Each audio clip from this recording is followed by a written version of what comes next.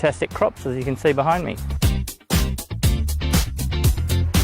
Well, obviously it's really important to compost food. If it's just going into the normal bin, then it's creating all these really bad greenhouse gases and contributing to climate change. But the benefit for community gardens is that we can't generate as much compost on our own, so we need the addition of council compost to help us grow vegetables and renew the soil so we get the best productivity from the garden. Sometimes when we get the compost, there's contaminants in it, like plastics, biodegradable bags. Some of them are not quite suitable for the process that the compost goes through. We have to then sort through the compost and pull them out, otherwise they're going to contaminate all our vegetables and the earth that we're trying to re-nourish with the compost.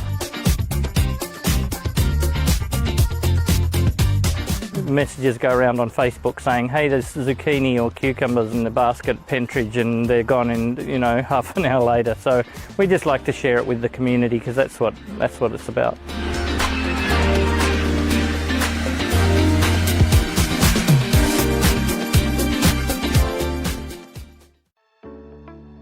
In Merri-bek, we now have a 4-bin waste service. All households need to separate mixed recycling, glass recycling, food and garden organics, and general rubbish. This will help reduce the amount of waste we send to landfill and improve the quality of recyclables in Victoria. Glass bottles and jars now go in your new glass recycling bin. Lids must be firmly attached. Loose lids go in your general rubbish bin. Steel tins, aluminium cans and foil, paper and cardboard, and plastic bottles and containers go in your mixed recycling bin. Food scraps and garden clippings go in your food and garden organics bin. You can use paper towels to wrap your food waste. Put your glass bottles and jars, food scraps and mixed recycling in the bin loose, not in bags. Plastic bags and other items that can't be reused or recycled go in your general rubbish bin.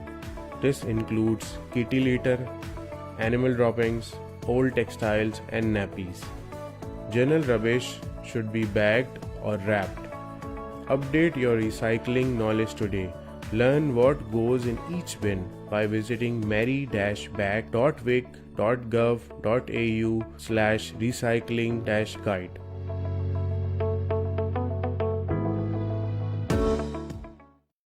Hi, I'm Adam Pulford, Mayor at Merri-bek City Council, and today I'm at the Fawkner Leisure Centre.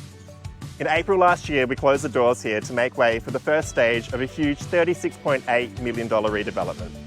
We listened to the community and we're upgrading the centre to make it modern and more accessible and sustainable. So come, let's check it out. I'm here in the shell of the new 50-metre outdoor pool. The pool will have 8 lanes and can be split into 2 with a unique float-up divider. It'll be the perfect spot to get your swim in or to cool down when we reopen next summer. Our interactive water play area and beach entry pool is also taking shape. This is completely new to Fawkner Leisure Centre, and featuring a walk-in entry, this accessible and user-friendly space will surely become a family favourite. Now to the new gym and group fitness spaces. As you can see, construction is underway, ready to house the new 375 square metre gym floor, which is 100 square metres bigger than before, as well as 2 dedicated group fitness spaces. This is going to be a state-of-the-art facility designed to get more people in our community to be more active more often. With the centre set to reopen in time for next summer, we're excited to keep sharing with you updates as everything takes shape. So make sure you're following along as we bring the new Fawkner Leisure Centre to life.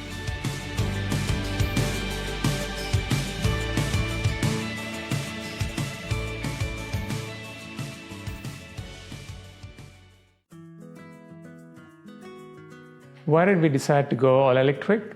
The primary motivation was obviously to reduce our carbon footprint as a family, especially with a young son, 8-year-old, who's attending primary school and learning all about climate change and how we can do our bit in reducing the impact. Since purchasing this house, we've installed solar panels, and we've also converted all our appliances cooktop into induction cooktop. Removing the gas cooktop, we've installed the split systems and also the hot water heat pump. At the moment, we export most of our electricity that we produce on a sunny day, which is not a bad thing because we do get paid for that exporting the electricity. What I would recommend others thinking of going on this journey of making their home all electric is to do it. But you can take it one step at a time, there's no rush, and there's a lot of information out there, and there's a lot of government rebates that you can access as well. There's Merri-bek City Council website, there's Renew, there's also My Efficient Electric Home Facebook page where you can consult and talk to people that are on this journey.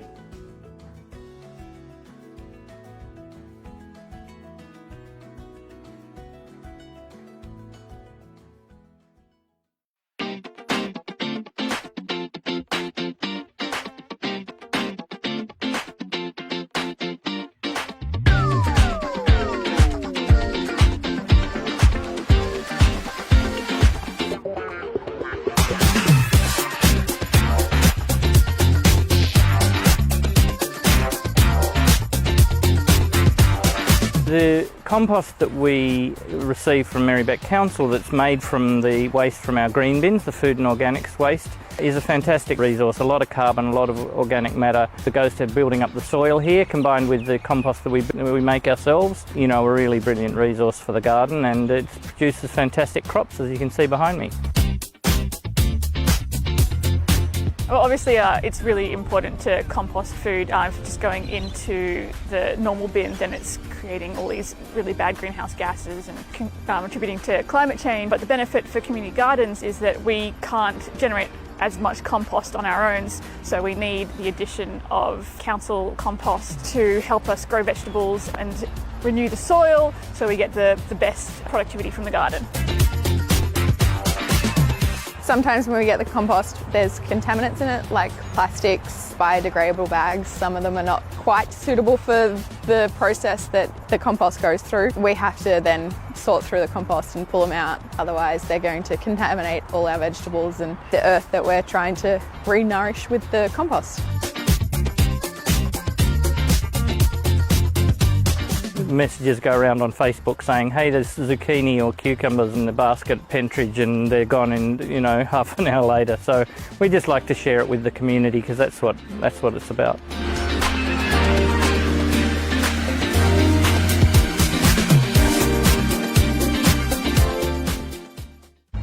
Hi, I'm Adam Pulford and I'm your newly elected Mayor at Merri-bek City Council.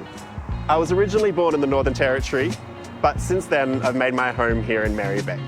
I love our progressive, creative and diverse community. There's so many great places to visit, and there's always something new to learn, something new to see, or something to do. In 2018, our council declared a climate emergency. The reality is that the climate crisis demands we reshape our cities to deal with the impacts of rising heat and more extreme weather events like flooding. But there's also opportunity. Imagine if we use this chance to make our streets greener, cooler and more livable, and safe for everyone to get around in, no matter if you're walking, riding or driving.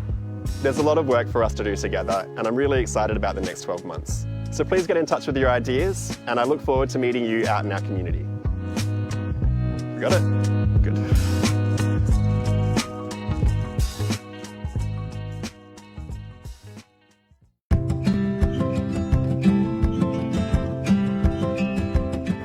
I'm Penny and I am very passionate about inclusion. I'm also a mum of two beautiful girls, and my connection to disability is that I have retinitis pigmentosa, which is a vision impairment where I have about 7% central vision.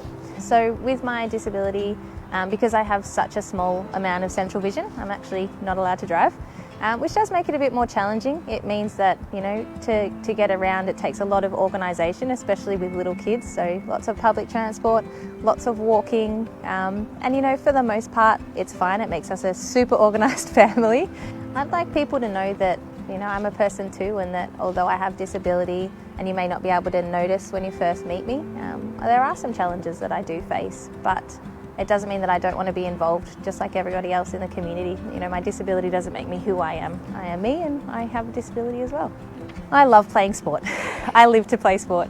Sport's always been a big part of my life, and I was diagnosed at the age of 16, despite having that diagnosis at 16, it didn't change my love of sport, and I was really lucky in that I've always had such supportive community around me that it hasn't been too much trouble to make adaptations for me to play. So some of the things that help me is having a flexible workplace. So I work between Merri-bek Council and with Get Skilled Access. It wasn't really until I jumped on board and started working at Get Skilled Access that I think I truly accepted my disability. It took me a long time to be okay with sharing that with people. I didn't share it with a lot of workplaces because I wasn't sure how that was going to be perceived. So when I had my interview with them, I remember one of the first questions they asked was, how can we help you in this role? If you're to be successful, what are the things that you need? And that was the first time I experienced an employer asking me what I needed to participate in the role. That was a game changer. They make sure that inclusion is just how things are done. And so I've always felt included. But not only that, I work with so many amazing people that have different disabilities. And, it's really been an eye-opener as to how to be more inclusive as a person and how to teach others to be more inclusive as well. It's built my confidence around being who I am and being okay, with having disability, and understanding that I actually can play a role in helping the community know more about disability so that there's more understanding around how to be inclusive out there.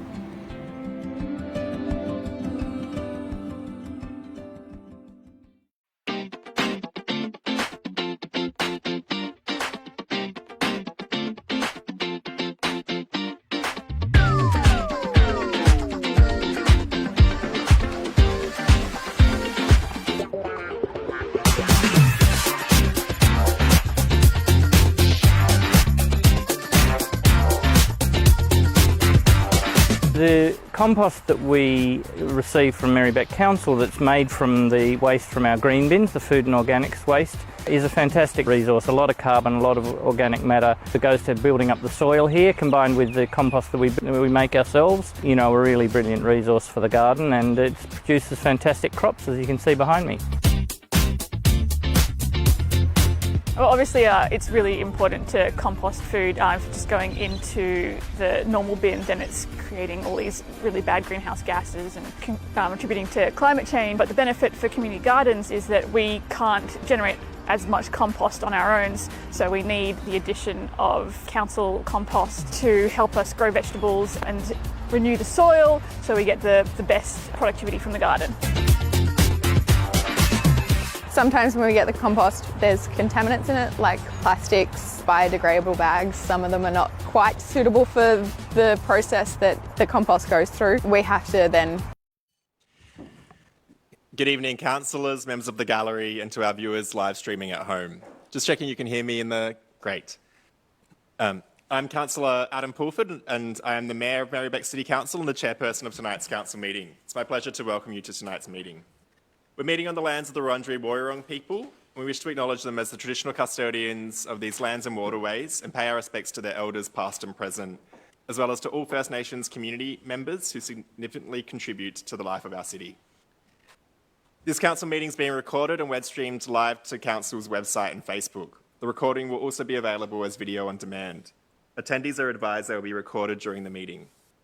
A reminder that we as councillors will act in accordance with the Councillor Code of Conduct, which will support the principles of leadership and good governance that secures public confidence in the office of councillor. In the event of an emergency or disruption, we may be required to take action to ensure everybody's safety. For members of the gallery and councillors attending in person, please follow the directions issued by council staff and security officers. I would like to introduce the other councillors in attendance tonight. So we've got Councillor Angelica Panopoulos. Hi everyone. Councillor Anna-Olivia Carley-Hannon. Good evening. Councillor Helen Davidson. Good evening everyone. Councillor Mark Riley. Hi all. Councillor Monica Hart. Councillor Oscar Euders. Good evening everyone. And Councillor Sue Bolton. Hi everybody. Online we have Councillor Helen Pavlidis joining us. Good evening. Can I just check that you can hear me, or in the gallery can hear me, please? Yeah, thumbs up and nods. Welcome, Helen. Thank you. We don't have any apologies for tonight, so we may see our Deputy Mayor, Lambros Tapanos, shortly. I'd also like to introduce our CEO, Kathy Henderson, and we've got members of our executive team and members of our governance team who will help make sure tonight runs smoothly. Okay, so I'll now move on to disclosures of conflicts of interest. Councillors, are there any conflicts of interest to declare? I have one myself on item 7.2 relating to the Coburg Railway Station. There's a perceived conflict of interest as a member of the Greens, and the Greens had a campaign launch there at Skillhouse Studios, and I believe they're the recommended tender. So that's the nature of my conflict of interest. It's perceived, and I'll excuse myself when that item comes up. Councillor Panopoulos? Same thing for me for the perceived conflict of interest. Great. Councillor Riley? Yeah, I'm declaring on 7.2 a perceived conflict of interest for having used it for fundraising purposes and celebrations, so thanks. And Councillor Bolton? I've got a perceived conflict of interest on that item as well, mainly because I was contacted by a member of the Nepalese community group that put in an expression of interest. Thank you, Councillor Bolton. Are there any other conflicts of interest for councillors to declare? Right. And we'll just ask councillors to repeat their conflicts when the item comes up. So confirmation of minutes of previous meetings, item number 2. Councillors, could I have a motion for the confirmation of the minutes of the council meeting held on 14th of August and the special council meeting held on the 2nd of September? Councillor Yield is to move. And a seconder, Councillor Davidson. All those in favour? I can declare that carried. We now have acknowledgements and other matters where there's 10 minutes for councillors to acknowledge and recognise achievements of local individuals and organisations and raise matters considered important to council that are not already listed on our agenda. Councillors, does anybody have an acknowledgement or other matter they'd like to raise?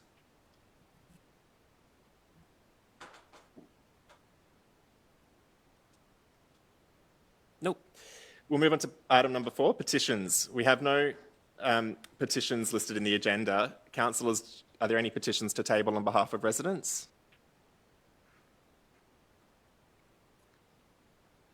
We'll move on to item number 5, which is questions of council and community statements.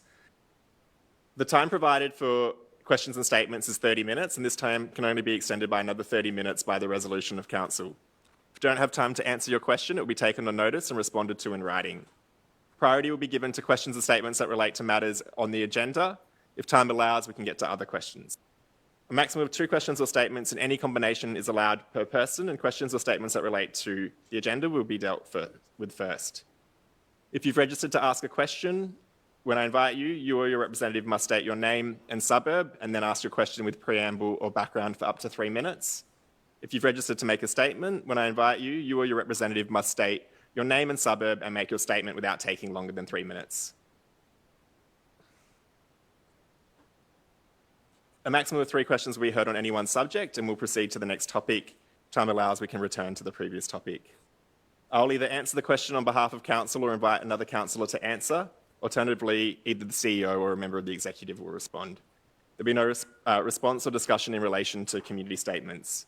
As detailed in the governance rules, questions or statements may be disallowed if they're defamatory, indecent, abusive, offensive, irrelevant, trivial, or objectionable in language or substance. If you get a response to your question at tonight's meeting, there will be no further follow-up. However, council will action any commitments made in answering the question.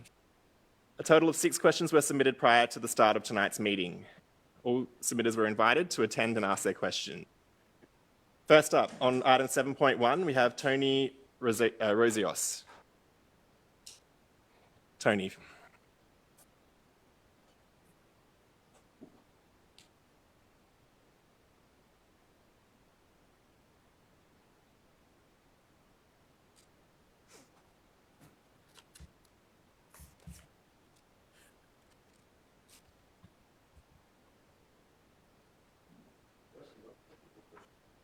So on your first one on 7.1. And then stay here and then we can do the next one. Oh, sorry, the differential rates one.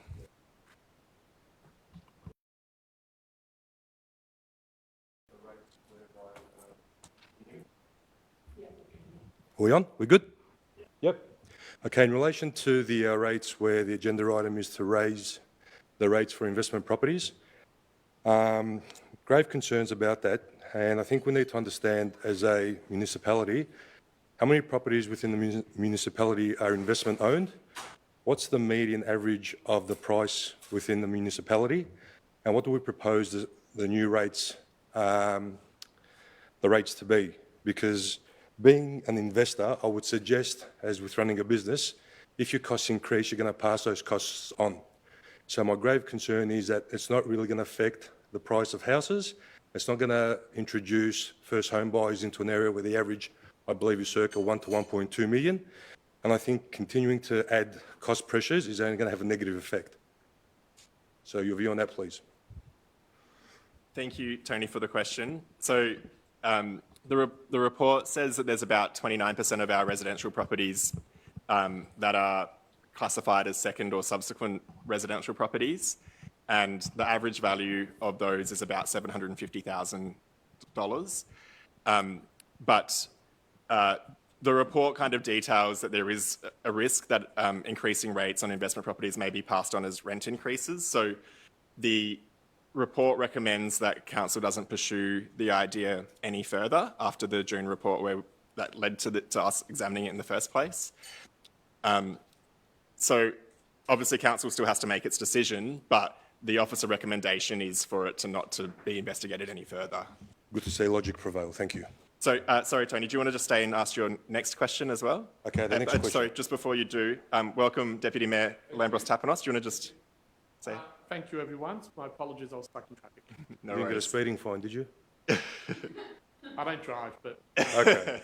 but my Uber driver may have. Who knows? You didn't ride your bike, you don't seem to be wet. Right. Okay. Okay, so yes, if you'd like to ask your next question. Okay, the next question. So last month's meeting was quite a serious topic raised about the overlay and the flooding issue, which can affect up to 12,000 homes. It was raised that due to climate change and once in 100 years flooding, there might be some areas that some properties that need to have an overlay. Having an overlay doesn't really treat the problem, it treats the symptom. So can I suggest, seeing as though that motion was passed and to be reviewed again next year, that we get an RFI and understand the costs involved to repair the drainage, to see the expenses incurred to accommodate and not have that overlay passed on, and have the full facts to make a decision, as opposed to having an overlay which is going to, calling a few insurances is going to definitely increase insurances, devalue houses, and not have the desired effect of treating that flood if it does occur. Thank you, Tony, for your question. Look, I might refer that on to the Director, Penny. Thanks for your question, and through you, Mayor.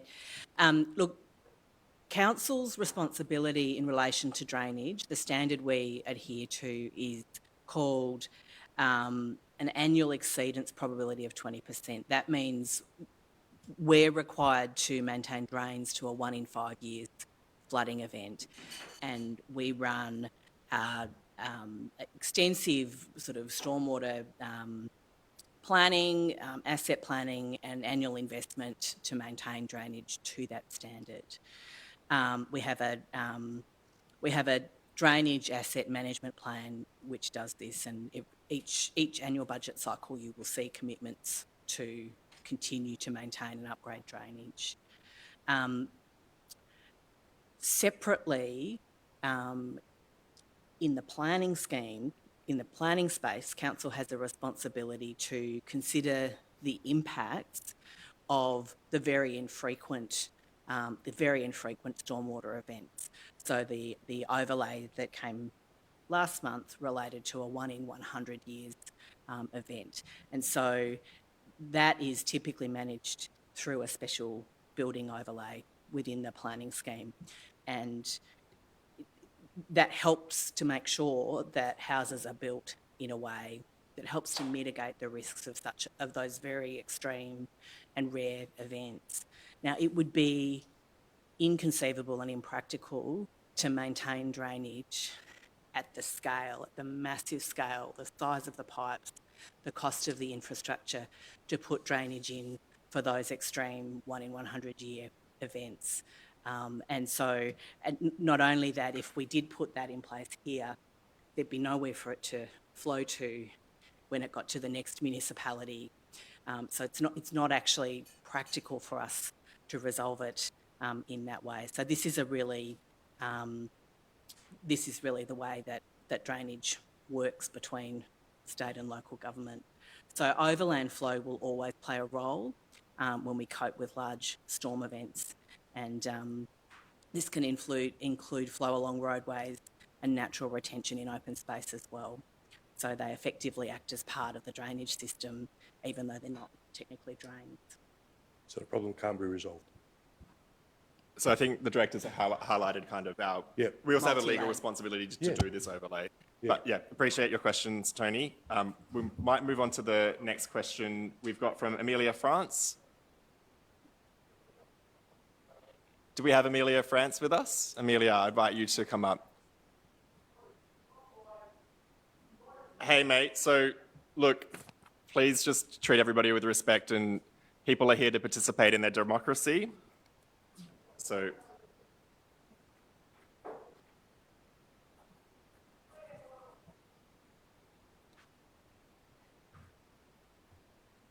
So members of the gallery, I must remind you that any behaviour which is disruptive to the council meeting or is interfering with the conduct of the business of council is prohibited under our governance rules. I ask you refrain from that type of behaviour.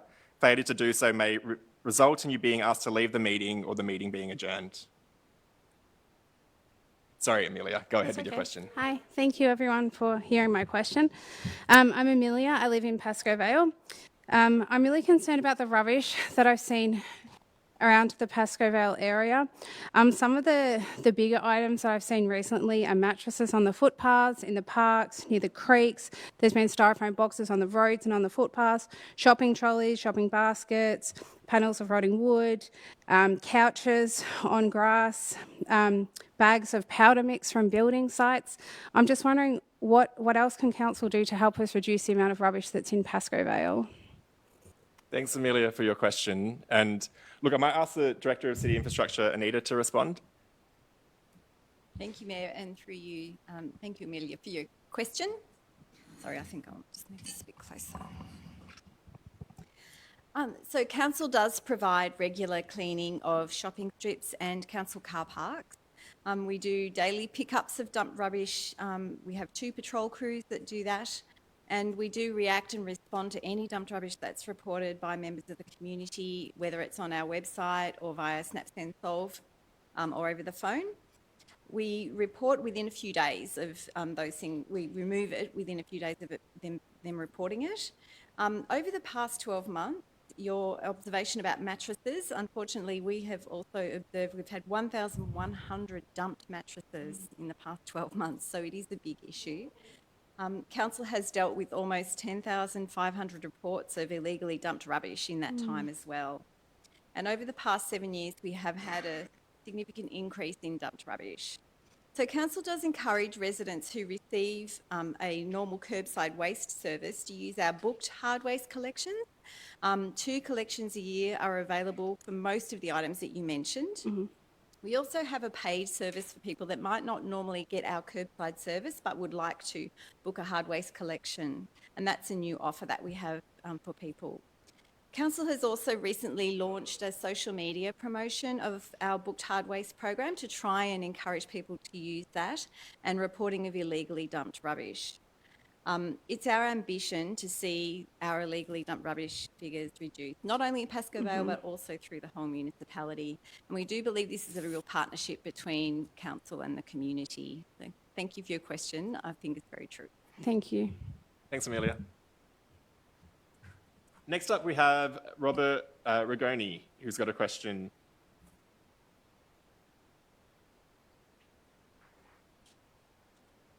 So welcome, Robert. If you introduce yourself, your suburb, and then ask your question, you've got 3 minutes. Rob Rigoni, I'm from Pascoe Vale South.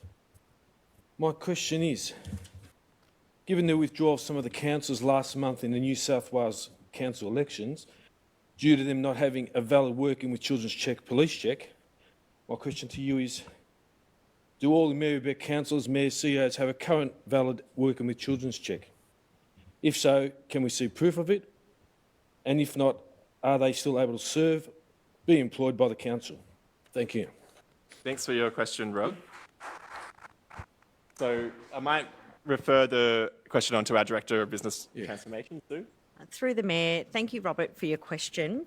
So the CEO requires a working with children's check, and I can say that that is in place. Our HR department, our Human Resources department, have implemented procedures to monitor and manage the working with children's check process here at Council. So for councillors, it's a little bit different. Under the Work Cover Screening Act 2020, councillors are not legally required to have a working with children's check here. However, our councillor code of conduct that we do have includes a section on child safety and wellbeing, and it includes the following statements. So ensure that if required, so it may not always be required, when performing the role of a councillor, that a current working with children's clearance is held. Thanks, Robert. All right, thank you. Yeah. Thank you. Next up, we have Nat Aboud, who has 2 questions. So, Nat, if you'd like to introduce yourself, your suburb, and ask your question about Coburg Lake Bridge. Hi everybody, thanks for being councillors, you're nearly there. Nat Aboud, North Coburg, independent candidate for Pentridge Ward. The question about the Coburg Lake is about the bridge which leads from the Bluestone Wall side down at the lake to the barbecues is out of action. It's been a bit shady for a while. It's got lots of, they're like big railway sleepers and they've been a bit shaky and it's been closed entirely.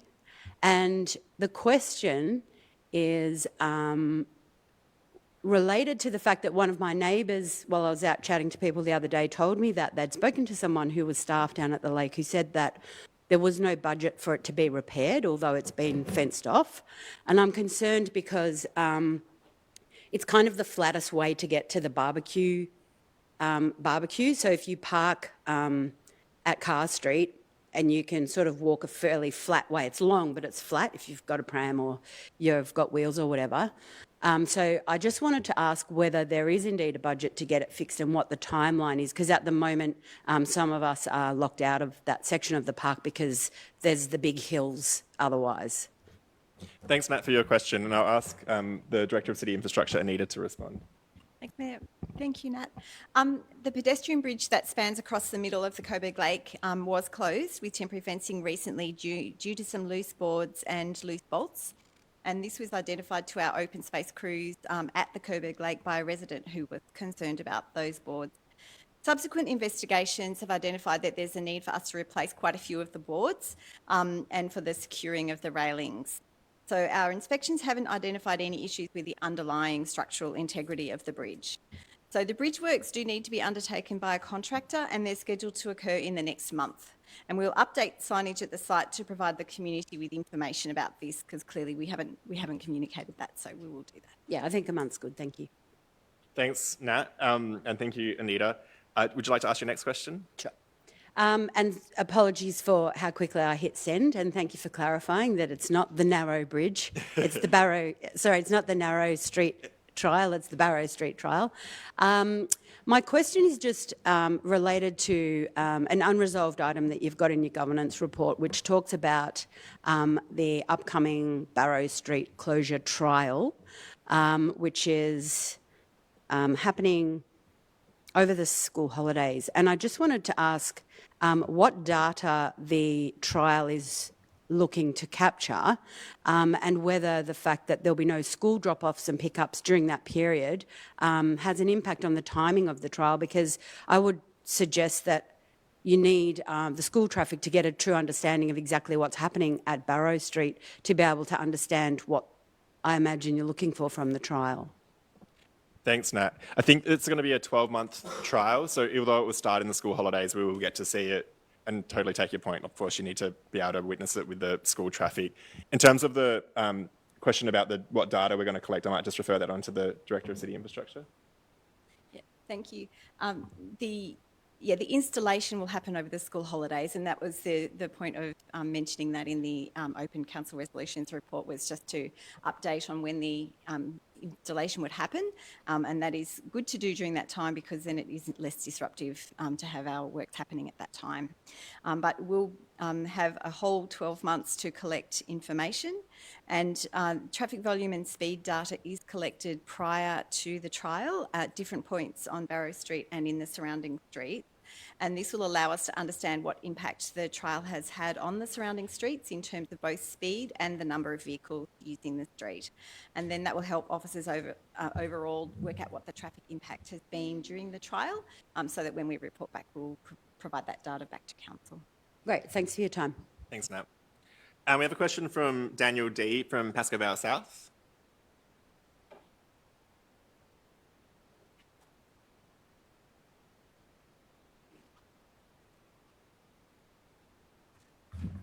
Okay. Hi, my name is Daniel. I'm from Pascoe Vale South. Go ahead. Yep. Oh, sorry, former councillor, yes.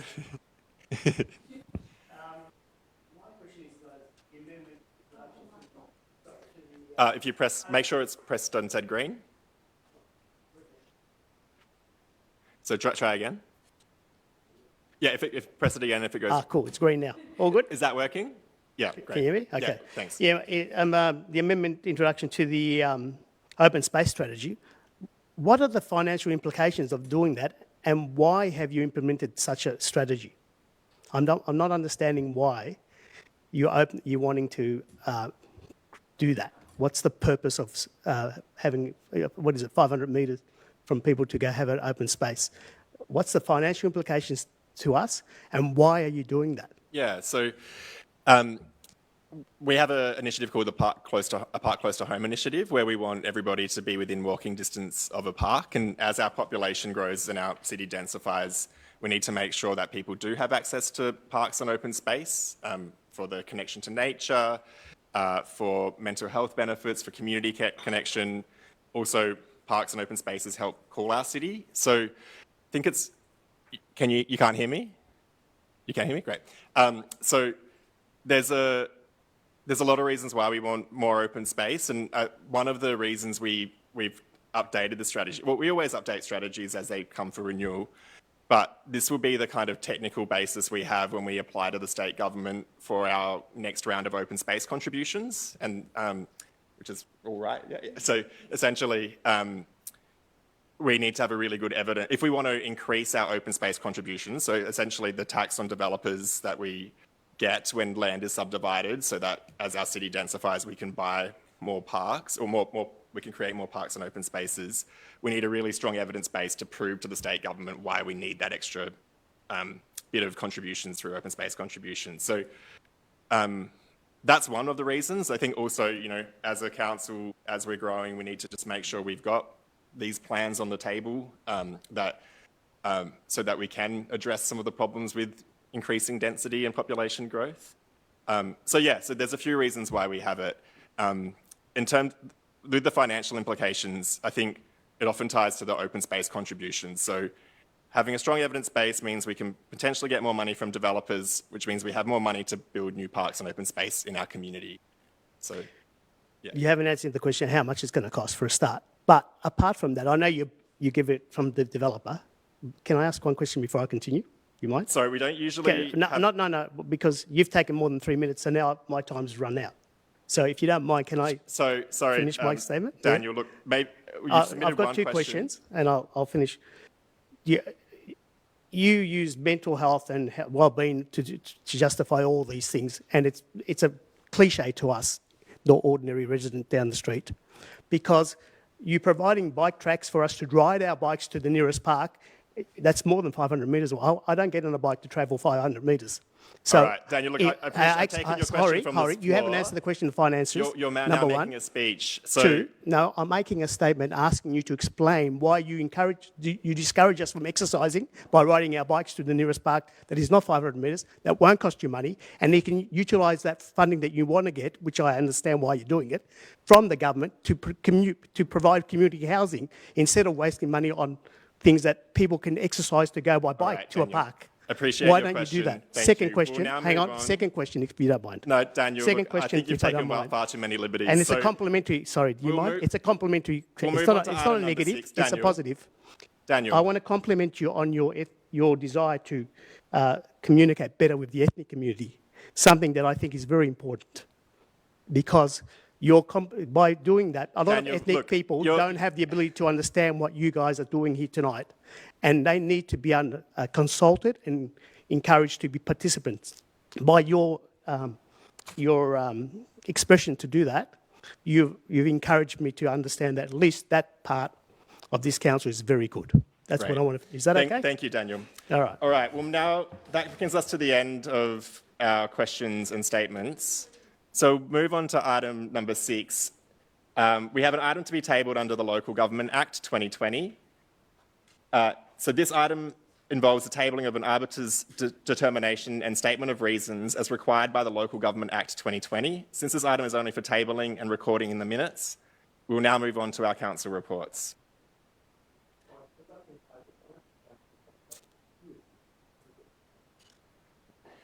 So, great. So we're on to item 7.1. Councillors, do I have a motion? Councillor Yildiz? And you're seeking to move the officer recommendation? Yeah. And Councillor Tapanos to second. Councillor Yildiz. Thank you. Okay for me to not stand? Yeah, I'm away from the mic.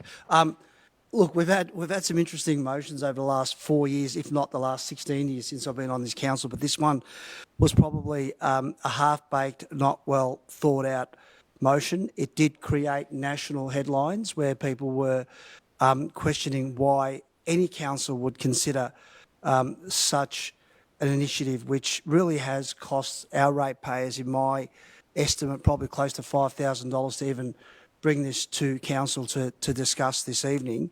And of course, our officers have gone through a fair bit of work to present this report, but more importantly, they've had to seek legal advice on whether this motion would actually stick and whether it would be presented tonight. Ridiculous, unlawful, definitely something that has sparked a lot of outrage and hysteria, not just for the landlords who have worked very hard to get where they've got in life, and all this was going to do, if it was in fact a legitimate motion, it was going to punish hard-working mums and dads who have invested in this community, and probably even drive people away. But increasing the rents, I mean, if a landlord's going to have to pay double their rates, all they're going to do is call up the real estate agent and say, well, double my rent, or increase the rent by 10%. And all that's going to do is that's just going to push renters away from our city. Ridiculous, absolutely ridiculous. And I'm just glad that our officers have seen the light, and I think many other people have. And I'm just glad that this report will be something we will hopefully forget. And I just want the residents out there, and in particular the landlords who have worked very hard to get where they've got in life. I apologise to you that this was even considered to be discussed here this evening. Thank you, Councillor Yildiz. Councillor Tapanos is second. Thank you, Mayor and councillors. Now, it's not often, I think, in this chamber that I stand up and say, I told you so, but I think this is one of those cases where I'm going to say, last time this came here, I said, can't be done, it shouldn't be done, it's not a well thought out policy, but above all, it's not implementable and it's illegal, and I think that's probably exactly what has come from this report. So if you ask me, we've wasted money. It's not $5,000. That might be $5,000 in cost, but it's officer time. I mean, it's not easy to actually talk about complex financial differential rates, legal matters. So many officer hours have been put into this report above and beyond the legal advice. It's also our time as well. It made national media.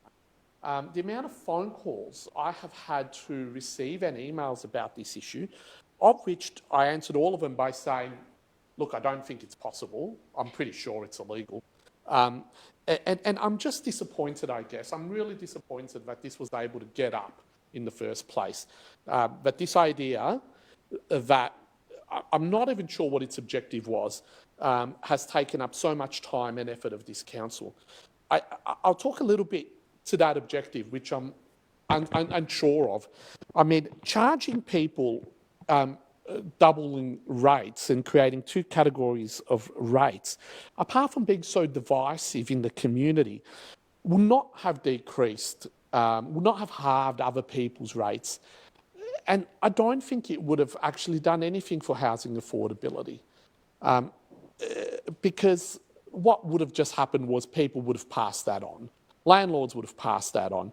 So in fact, what I think and what the evidence sort of suggests is that it would have actually hurt renters. That's what it would have done. It would have hurt renters. It would have created division in the community, two classes of ratepayers, and it would have been really complicated to administer. And worse than all of that, if anyone ever challenged it in court in the years to come, we would have had to reimburse everything, putting a huge financial strain and risk on the council. It was just silly to begin with. I'm glad that officers have done a very good job with great intentions of making this work and have seen all the obstacles which are listed in the report and are recommending not to proceed. I'm really grateful and appreciative of that work that officers have done, and I'm sorry that we put you in the position that you had to explore this quite difficult and challenging and unworkable proposal to begin with. But I just want to, I hope that everyone would vote for this tonight and we can really just move on. So I can stop getting these phone calls about whether we're doing something that's as silly as this. Thanks, Councillor Tapanos. Do I have any other councillors that wish to speak to this item? Councillor Panopoulos? Thanks, Mayor. So I'd like to speak in favour of the officer recommendation. And I'd just like to begin by saying actually that I am quite pleased that we did this further investigation and got the legal advice. And I really do believe that it's incumbent upon us to be as well informed as possible when we're making decisions on new and novel ideas that get presented to us. So we know that the housing crisis is at the front of mind for many of us, and it's something that we're deeply committed to taking action on. And as the motion quite clearly outlines, it requires strong and sustained effort from all levels of government to get that real change, and especially through state and federal levels, reviewing the housing and homelessness strategies, policies and programs, as well as the taxation system. As a council, we're quite ambitious and committed to tackling housing affordability and homelessness, and this can be seen through our Affordable Housing Action Plan, our consistent long-term advocacy for inclusionary zoning, providing land for Merri-bek affordable housing for their social housing project, funding our local assertive outreach service, and being really firmly opposed to the privatisation of public housing. So with all of that said, though, there's a couple of reasons why I am voting in favour of this. The first is it's really unclear on the legality of it. Our legal advice says that this is highly unlikely to be legal. And to be clear, it looks like it's out of the scope of our responsibilities as councillors under the Local Government Act. We have a responsibility under that Act in Section 101 to ensure that there's financial stability and predictability. Given the current advice and the modelling, I just don't think that pursuing this in these circumstances actually achieves our obligations under the Act. I'm also not convinced that this wouldn't be passed on to renters without broader systemic change. I think that if we are going to pursue something like this, then it needs to be done at a systems level, at a holistic level, not in a one council approach. I do, though, want to say that this could be a good time moving forward to look into that more holistic stuff as we head into a new council term. So, I'm keen to pivot to taking action on short stays, and we just had that win through the state parliament recently on that, to pursuing more social housing on council land, like in central Coburg, and to taking on big property developers and the tax concessions that currently exist, which create a system that makes it easier for people to buy their fourth home than their first. I think this is where we can get a bit more effective with our action, and so I really appreciate the fact that we've got this further research that outlines the perhaps unintended consequences, but I think that there are other things that we can do as council, both on our own land, in our own services, and in our own advocacy that can have a bigger impact on this crisis that I know so many of us care so deeply about. Thank you, Councillor Panopoulos. Councillor Hart. Thank you.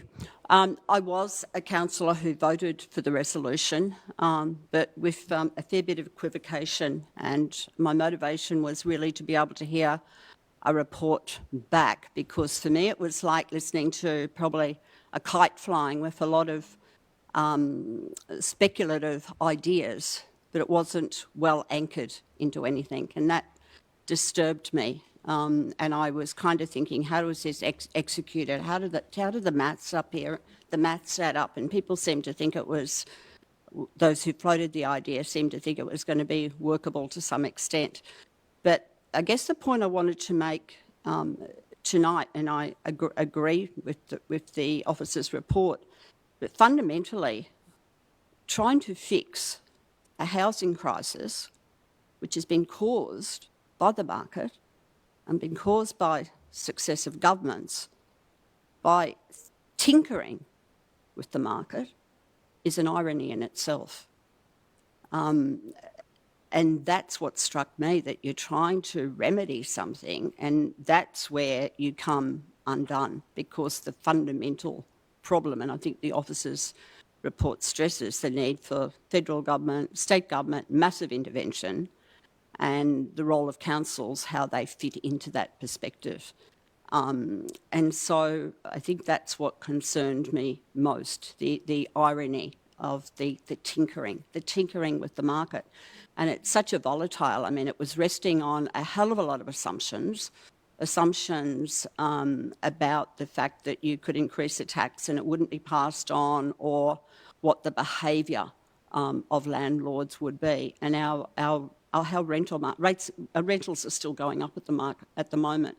So the notion that it wouldn't be passed on, I think, is a fallacy. It will be passed on if the market will bear it. And my argument would be at this stage that the market would bear that. So I think there was a lot of assumptions that just felt really flawed. And I think this is a good, solid report. I was prepared to say the fact that we would spend the money to get that report back to actually get something conclusive. And I agree. I was also concerned, to be honest, at this was being brought to a council just when we're finishing up a council term. And that worried me, that there'd be any way to push through an idea as radical and as dramatic as that with a very narrow vote. So I would have been very sceptical about putting my name to anything that was done in that manner. Thank you. Thank you, Councillor Hart. Do any other councillors? Councillor Bolton. I personally think it was actually useful having an investigation about this issue of differential rates. It's actually not totally unique to have differential rates. Merri-bek Council, formerly Moreland Council, used to have differential rates on vacant lots, and I can't quite remember the reason why that was abandoned, but it has had that before, and it did explore differential rates for gambling venues. So it's not a totally new proposition, and I don't think it should be dismissed out of hand. But I think the reason why I was not super keen, I voted to explore the idea, but I wasn't really super keen, is because my feeling is that home ownership isn't where I'm put my focus. My focus is more on helping renters. And even if this did work to make buying a house cheaper for people, it's only really renters on good incomes who would be in a position to do that. A huge proportion of renters would be can't afford a house, both because of low incomes as well as housing costs. And it's really the market that's driving up the cost of housing, in particular land speculators who are on the edge of the cities, who are dribbling out land because they want to keep the cost of land high, or they want the cost of land to keep increasing, and land banking, which is designed to drive up the cost of housing.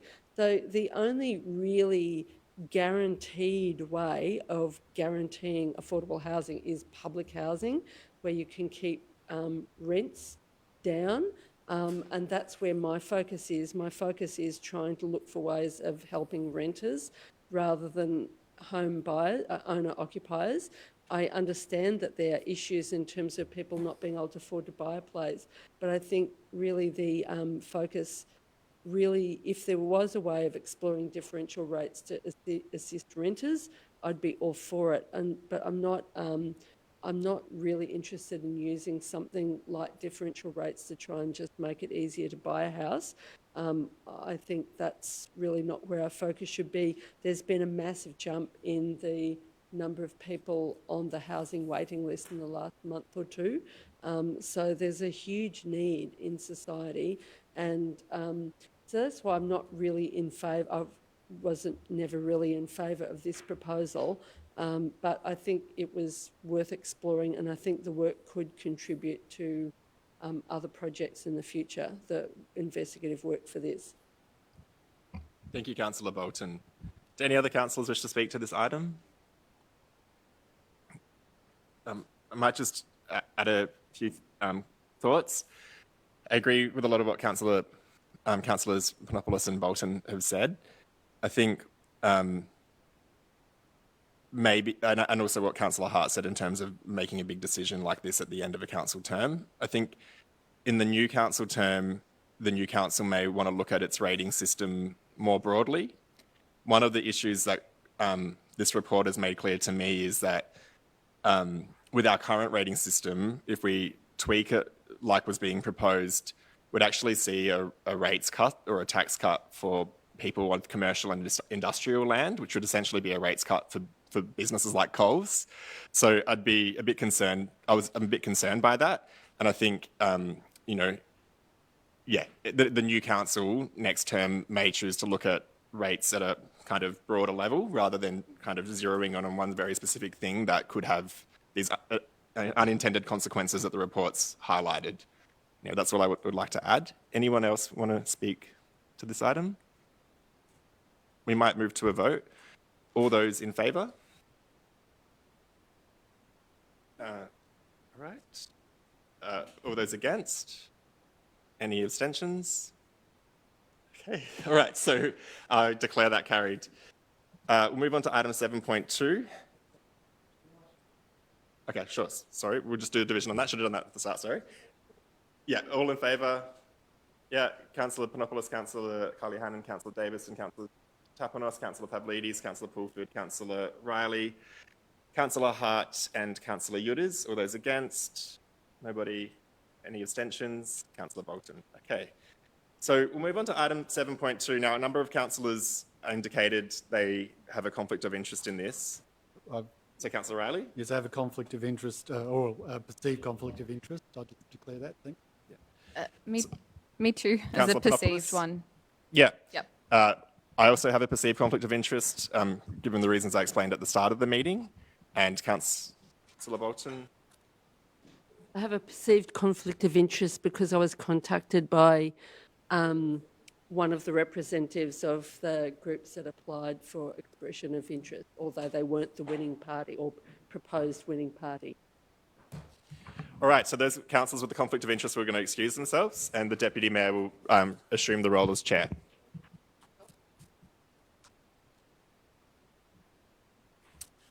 Thank you, councillors. We'll just wait until the door is shut. And I can confirm that we do have quorum, 6 councillors in attendance. Okay, councillors, is there a motion on item 7.2, sublease of former Coburg train station, update of expression of interest?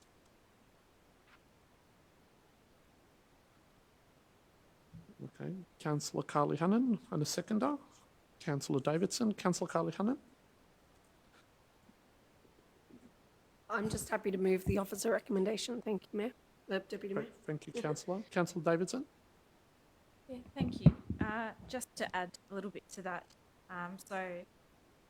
this is where Council has recently taken on a lease for the former Coburg train station building, and that's just on Bell Street. It's with the state government, and it's on the basis that Council will sublease the site to a local organisation to activate the area and provide community benefits. Great, thank you, Councillor. Is there any speakers? Councillor Gilders? Just wanted to ask a question. Did we go through a thorough, I'm sure we did, thorough consultation process regarding this, didn't we? We did. Penny? I'll let the officer probably explain to it. There's a formal EOI process, but a few words about that process is probably helpful. Yes, certainly, through you, Mayor, a full EOI process was undertaken with full opportunity for the community to respond. Great, thank you. Are there any further speakers to this debate? No, then yes, Councillor Pavlidis. Sorry, Councillor, we're not able to hear you. You might be muted. Can you hear me again? Yes, we can. Yes, thank you. Thank you. I'm going to speak against I went through and had a look at the data to review the expressions of interest. And I guess I'm sort of leaning more towards a variety, like a different type to activate the area. Based on the rating, there was another candidate that I thought rated very well, so I'm questioning why it would go to, they wouldn't be considered above or in conjunction with. Okay, thank you, Councillor. Is there any other contributions to the debate? Councillor Carly Hannon? Given someone's spoken against, I'll just speak briefly. Look, I feel like residents have waited quite some time to really activate this site. And I just want to note that, like, we were quite restricted by the state government in what we were able to do with it. So, I mean, I think to speak against would be interesting to know more, like, what else you're looking for. But I think for now, that this is just an opportunity to see how it goes. And then we can always, the next council can always reassess when that lease is up, give it a chance. Okay, thanks, Councillor. That closes the debate. So I'll put that to the vote. All those in favour? All those against? I declare that carried. And I'll vacate the chair, and if someone can let the Mayor and other councillors in, that would be appreciated.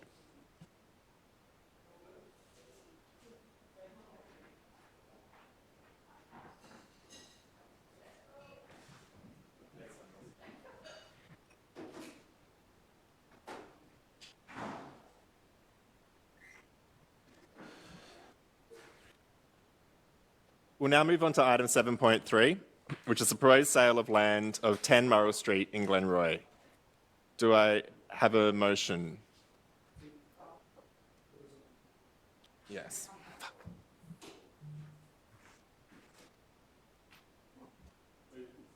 I'm happy to move the officer's recommendation.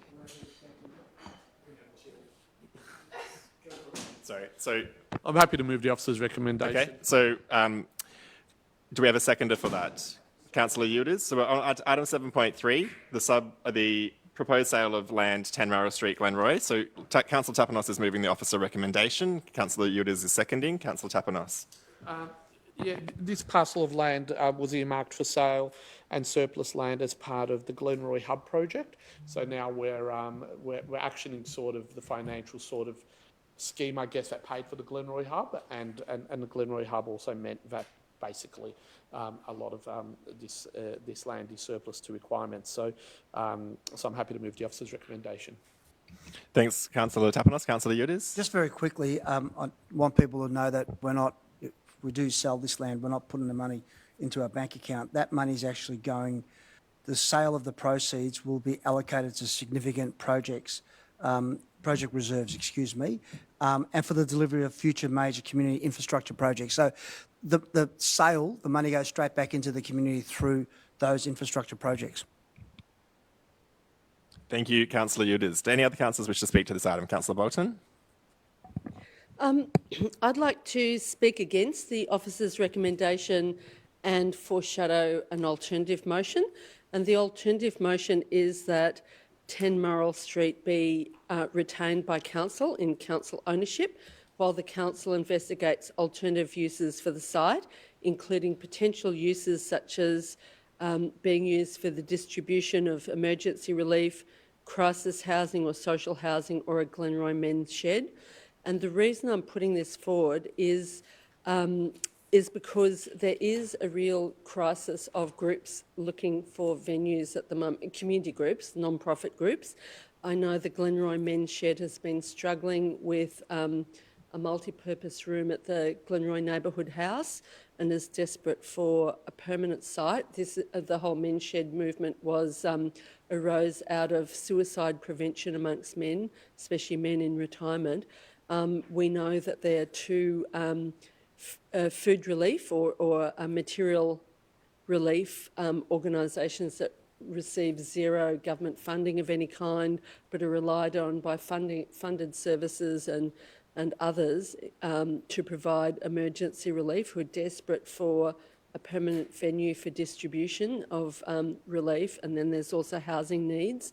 So while this site was originally earmarked to pay for the Glenroy Hub, which has been built now, I think there's such a crisis around lack of space, emergency relief, housing, etc., that I think Council should consider redirecting the plans for this site and to retain it in council ownership and use it for an alternative process.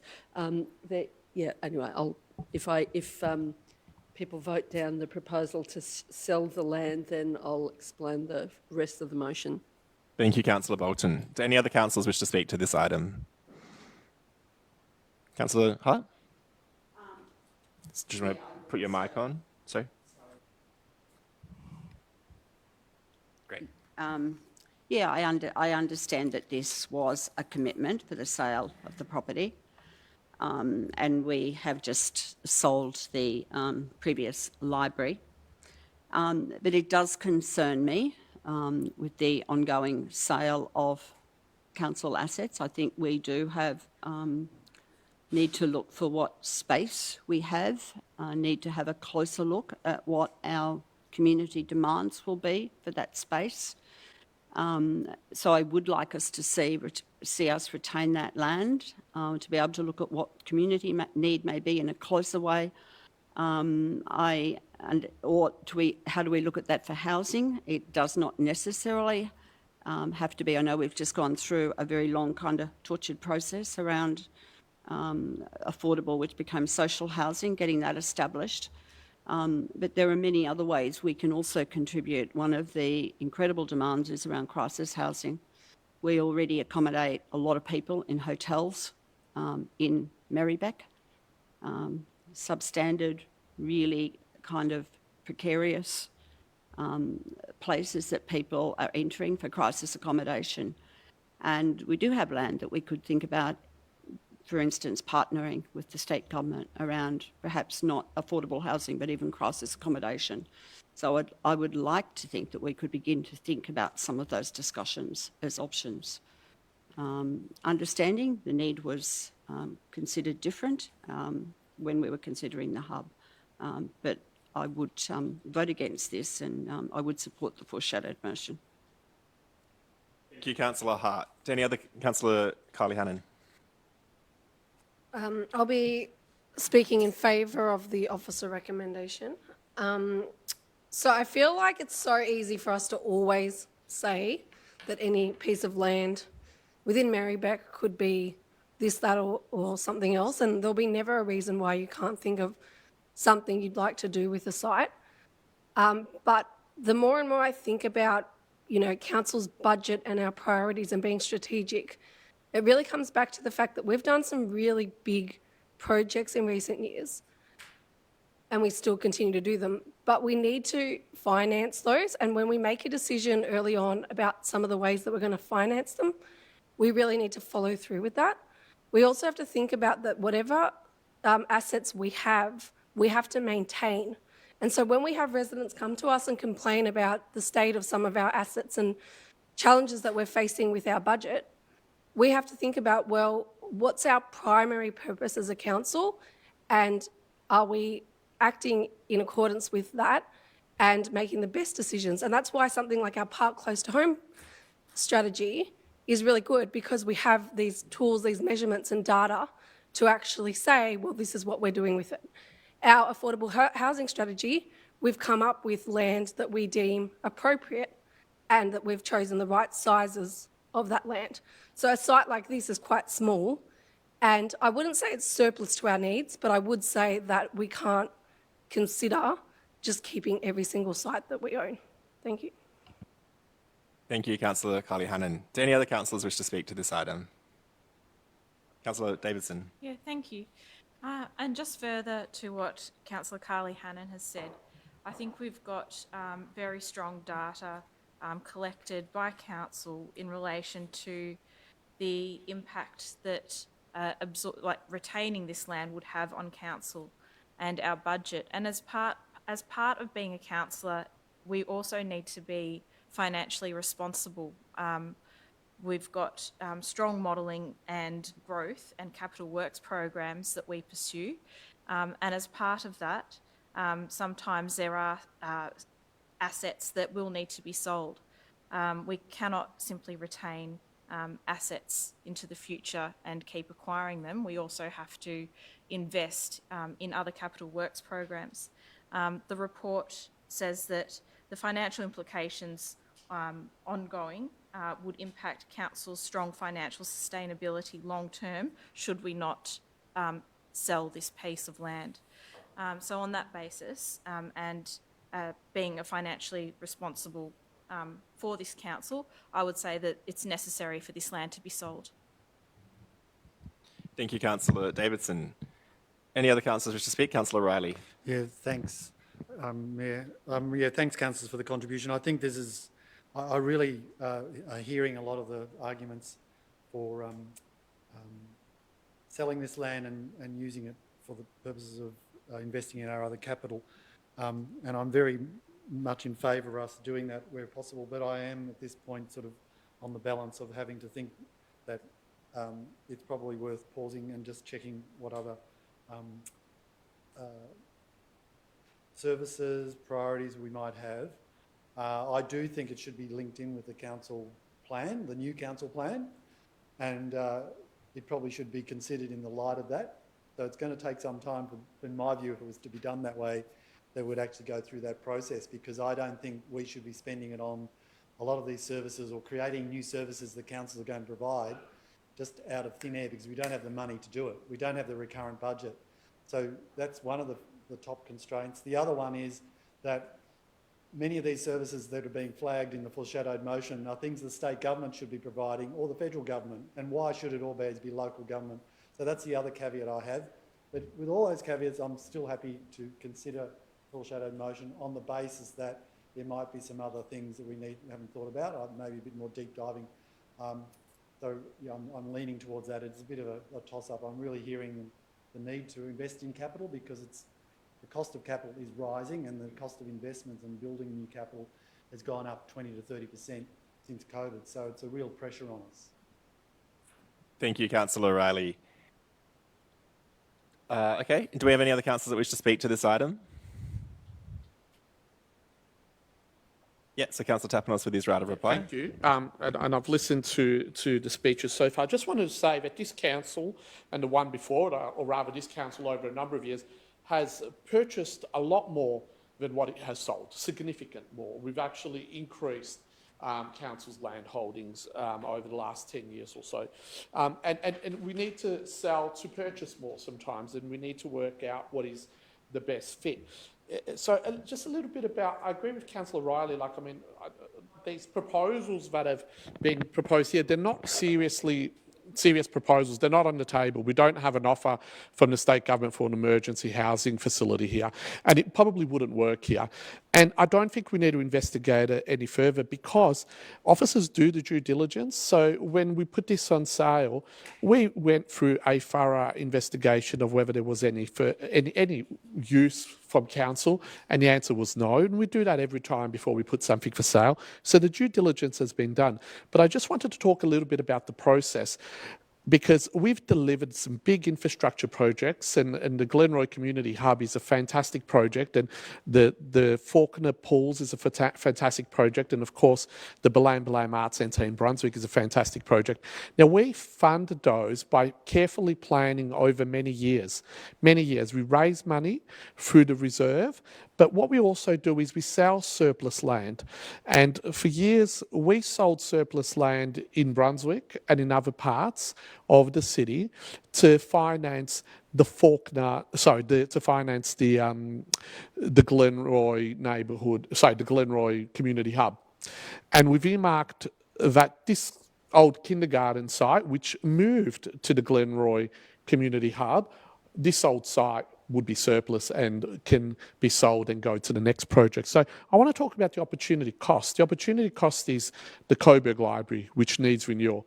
We are raising money for the Coburg Library. So Thank you, Councillor if we don't sell this, you are delaying the Coburg Library refurbishment, and you are not delivering on that project. So we'll now move on to a vote on this item. All those in favour?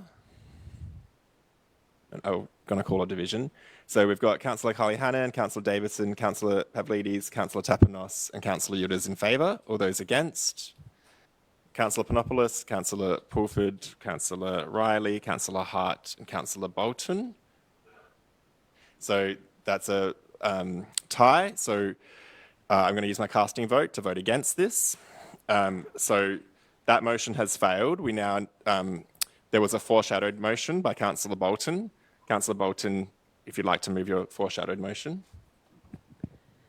So my foreshadowed motion is, as I described it in discussion, with an extra point which has been recommended by the officer, that the council receives a report on this by April 2025, alongside the feasibility study that council has already voted for, to determine the accommodation needs of food relief organisations in Merri-bek.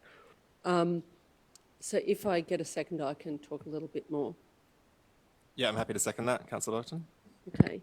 So I definitely hear the, especially the argument put forward by Councillor Tapanos, but I also think there are some other needs which haven't been investigated. I think council officers have probably, you know, I know they have investigated the whole social housing need and where that might best be suited. But I think there's some other needs that haven't been investigated, and I think my motion is to investigate those before we consider selling. You know, I mean, we know the cost of land is increasing, so as we sell land, then any land we buy for other purposes is, you know, increased. So that some of the other things which I believe are very important and we should investigate is about the emergency relief organisations. We've already passed a motion to investigate that. These are like we've got an escalating crisis in, you know, the whole of Australia, including in Merri-bek, and with more and more people needing emergency relief. And it is an absolute crisis with even people on good wages or reasonable wages who are struggling to afford rent, who are driving around looking for a food bank that they can get access food from. And they have to get recommended by a social worker in order to be able to do that. And then we also know there are some other community needs. The Glenroy Men's Shed, which is operating out of unsuitable accommodation at Glenroy Neighbourhood House, and Glenroy Neighbourhood House is trying to assist them, is desperate for a more suitable accommodation. Now, I'm not saying these things have to be done. They obviously have to be investigated to see if they're feasible on this site. So this isn't delaying the decision forever, it's delaying the decision till April 2025. And certainly there is an absolute need for the emergency relief organisations, two of which in Merri-bek receive zero government support of any kind. And I just think we should, once council land is gone, it's gone. And we know what's happened in certain areas where public land has been sold, whether it's state government or local council, and then sometimes councils or state government are trying to buy land in that very area, but the cost of land has gone up enormously. We saw that with the closure of schools and sell-offs of schools in the 90s and the 2000s. Thank you, Councillor Bolton. So I'd urge councillors to support this motion. Thanks, Councillor Bolton. I'll speak briefly as seconder. I'm happy to support keeping it in council hands as we do a bit more work looking at what alternative uses would be. Do hear concerns from other councillors that, and Councillor Riley talks to this, just because we have land and have an idea on what it could be used for, given the kind of given our various different responsibilities, we can't necessarily take on more responsibilities that are of other levels of government. So, if we could investigate this, and part of that investigation, I think, has to be about whatever idea we think is useful, how it would be funded, and seeking partnerships with other levels of government or other organisations. And Councillor Bolton kind of said, once you've sold council land, it's sold, and that's how I feel as well. We could hold on to this for a few months longer. It is also right near the end of the council term, so there will be a new council soon, and they can decide to proceed with the decision in 2018 to sell it off to help fund important projects. And trust me, I'm very concerned about how we're going to find the 25 million, extra we need for our the new Coburg Library.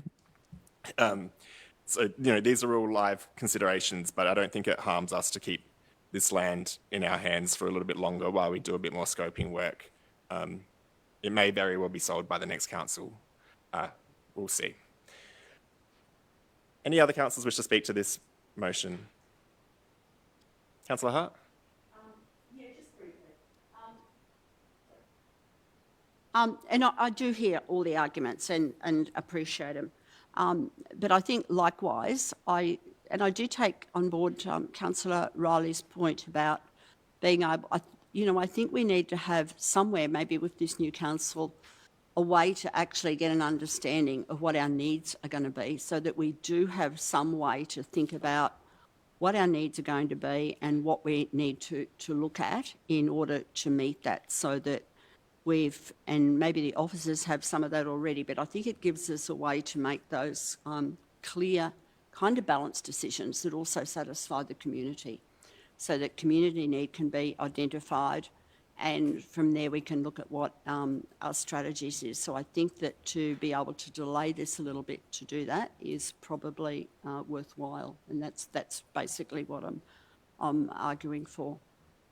So that we've got a little bit more of an opportunity to do that. Thank you, Councillor Hart. Councillor Colley-Hannon? So I am shocked that this is where we've ended up. When I first spoke, I just thought it was definitely understood that council wouldn't try and retain this land. So I spoke more mildly than I probably will now. But obviously I can hear loud and clear there's a lot of councillors running for re-election who just don't want to make tough decisions, or decisions that they perceive could be painted in a certain light. In terms of this actual site, I mean, the thing that frustrates me here is that we do have a strategic plan. We do have a capital works plan. This piece of work that you're asking for, we do it. Like, why do we have these planning weekends and all these council meetings and all the work that our officers do if then we turn around and say the work hasn't actually been done when it has? I actually do think this creates huge challenges for us as a council, because council officers, they can't have confidence in us that we will actually follow through with the decisions we make that will make us financially viable. We constantly flip back and forth, changing our position on things. And when it comes to something like selling off of land that we have already deemed that we committed to doing, we don't follow through. So then when it comes to things like funding Central Coburg, a place where we can actually make a real change on affordable housing and where we can meet some of the demands, if we're willing to be brave, we don't actually move forward because we're too busy debating on these tiny parcels of land, which we've done time and time again this term on council. This is not the first time, and it is very frustrating that we're here again. But hopefully the next group of councillors can see the vision that we've been working towards. Thank you, Councillor Colley-Hannon. Do any other councillors wish to speak to this? I'm also just going to speak briefly, but I concur very much with the Carly Hannon speech there. But just to also say that you've got to consider the constraints of this site. There's an easement that goes through it. It's a residential zone. I think a maximum of 2 or 3 stories. I mean, some of the things I've heard proposed here are just not feasible on this site, and nor is there a budget for them. So, look, a delay has been now sort of proposed and carried. I mean, I got no doubt in my mind that next time this is in the chamber, the only reasonable decision will be to sell, because I think the work has been done. If people want to take another look at it, I'm sure nothing's going to change because the work has been done numerous times. These decisions around selling parcels of land are not taken lightly at all. But I did want to emphasise that, as Councillor Carly Hannon said, this has already been factored into all of our financial plans, and it is highly unfair on the next project. And if we continue to sort of not show some we're following our financial plans, then it puts future projects, big projects of this council, really in jeopardy. People start questioning whether we can deliver if we're going to make a last-minute decision to change the plan of how we're financing things. So it's integral that we do sell this parcel of land to do the next big project, which is the Coburg Library in central Coburg. I mean, if something different were to happen here, that would put that project in jeopardy or push it back or need to find more money for it. And I mean, that's not what this council has done in the past. That's not what delivered Fawkner Pools, Balam Arts Centre, Glenroy Community Hub. I mean, these big projects, multi-million-dollar projects, were delivered because we stuck to a plan, a financial plan. And I guess, I'm urging councillors to follow that process, which has been successful for us. Thank you, Councillor Tapanos. Councillor Panopoulos. Thanks, Mayor. And look, I understand where I think councillors on all sides are coming from on this one, but I do just want to clarify for the record that this doesn't happen with every single property that comes before us, and we literally did just sell the old Glenroy Library site. So I just wanted to make sure that was clear as well. But I will be voting in favour of this. I think there's no harm in just slowing down the process, just double checking everything, and in the new council term making a decision on an important property matter. And that's something for the new council term, no matter who is or isn't here, to decide which way to go. I think we do need to recognise that there are identified sites throughout Merri-bek, including in Glenroy at some of those key car parks that have already been identified for Merri-bek affordable housing. And so I think that in this, and I hope that in the new council term, there can be a full getting up to speed of all of those strategies and plans that we have in process already, because they're there for a reason. I'd be keen to make sure that people are briefed on them fully and that they can consider that in conjunction with deciding whether or not to sell this off to fund some of our other really important projects. Thanks. Thank you, Councillor Panopoulos. Do any other councillors wish to speak to this item? Yeah, Councillor Bolton's right of reply.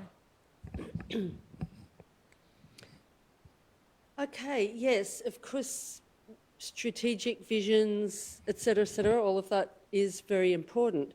But you do also have to relate to new conditions. And when we made all the decisions around the Glenroy Community Hub, we did not have the extent of housing crisis and cost of living crisis we do today. We did not have people being given tents, if they're lucky, by housing organisations. The conditions have changed. And this is, and since we made those decisions, we had COVID and lockdowns and all the rest of it. So, and a lot of people suffered a lot during that period through no fault of their own. Obviously, governments had to protect people's health, but a lot of people did suffer. And we've had this huge housing crisis and cost of living crisis since then. So I think there are new conditions. You always have to relate to new conditions. And there is a report on feasibility for assistance for emergency relief organisations, particularly regarding a venue that they can operate out of. And that's due to come back to council in April of next year. So by selling off this land, we're basically saying that really we're not going to help any of these organisations. We're not even going to consider it. We're, in a sense, making, we're closing off any options of considering whether or not it's feasible for council to assist in this space. So I think this isn't delaying a decision forever. It's April next year. It's in combination with this feasibility study being reported back to council. And in that context, I think it is quite a good decision if we do delay this to investigate those extra couple of things. So we'll move on to a vote. All those in favour? I might just call a division now, sorry. So Councillor Bolton, Councillor Hart, Councillor Riley, Councillor Pulford, Councillor Panopoulos. All those against?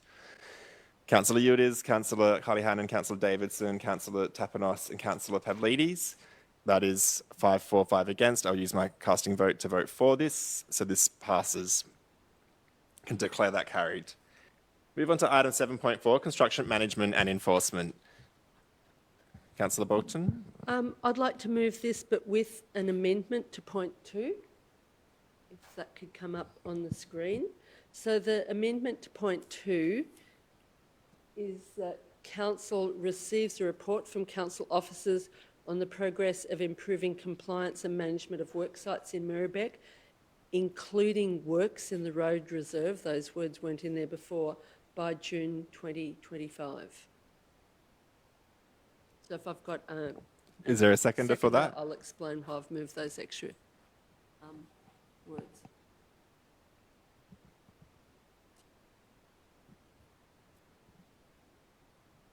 The works in the road reserve include works being done by utility companies that might block off footpaths and bike paths. Okay, so hang on, we're just going to get yeah, we're going to get that on the screen just so that before we ask for a seconder.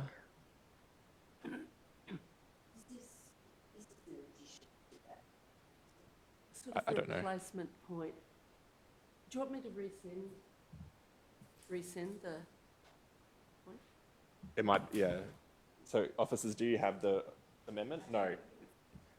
Oh, I was sure I sent it to everybody. No, yeah, we haven't got anything in the inboxes today. Okay.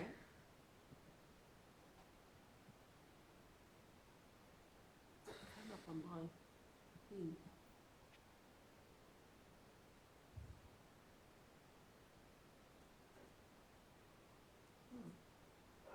Some of my things didn't go through. How about we move to... That's just some came from Penny. words. So it might have come from Penny, apparently? No, Anita Kerno suggested the wording for the second, the part of the second point. Okay, all right. So I think we now... So Councillor Bolton, could you just check the projection to see if that's right? We've got something up there, the blue. But it's receive a report rather than a briefing. Receive a report, that council receives a report on the progress of improving compliance and management of work sites in Merri-bek, including works within the road reserve by June 2025. Okay. So is there a seconder for this motion?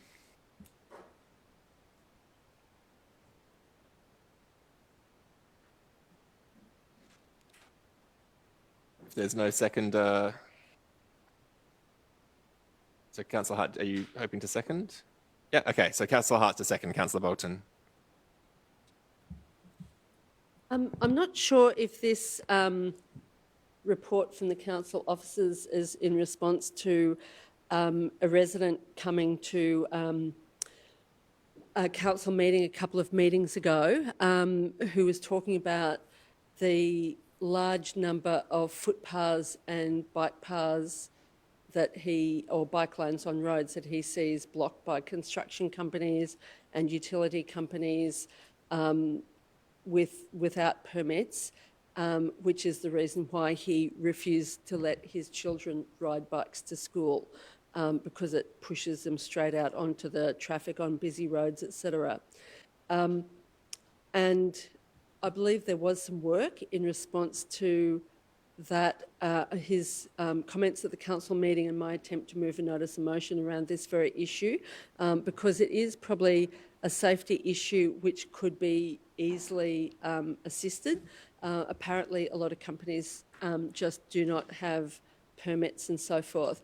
But my amendment is specifically because the report was focused around construction sites, but some of the culprits are utility companies, water, gas, electricity, that block roads and bike lanes and footpaths unexpectedly. And so there's a need to, now there might be certain emergency situations where this needs to happen, and I gather there are some certain circumstances where utility companies are exempt, but there's a need to include reference to works by utility companies, which is why I've added in the extra words.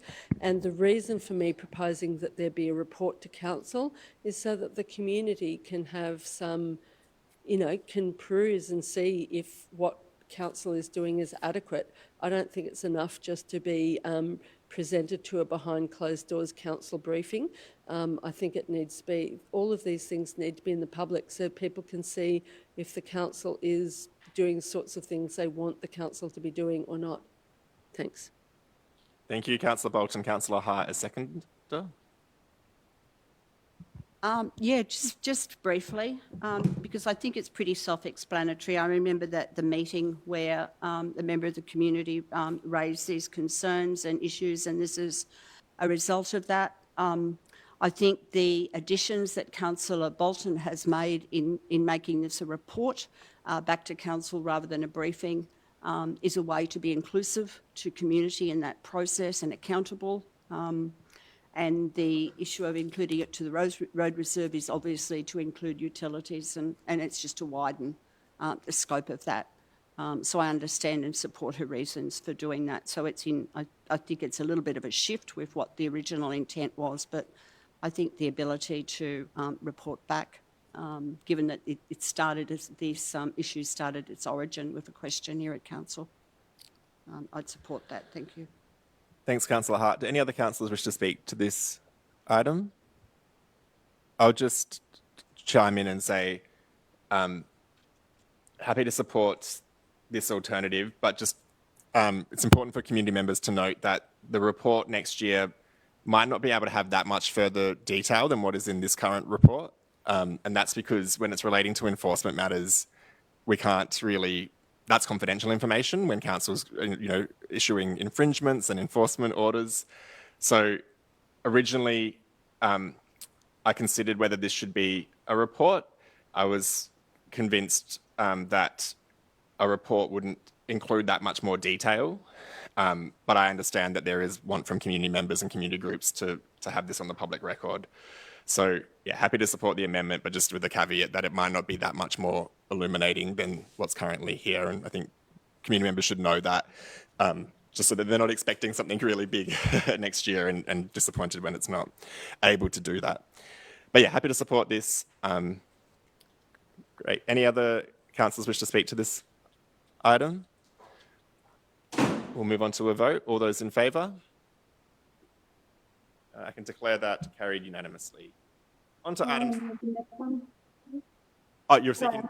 Yep, that's okay. So, Councillor Pavlidis, you're seeking to move item 7.5? Yes, an alternative. The one that was circulated earlier today? So do we have a seconder for that one? So, sorry, before we do that, we'll just get it on screen.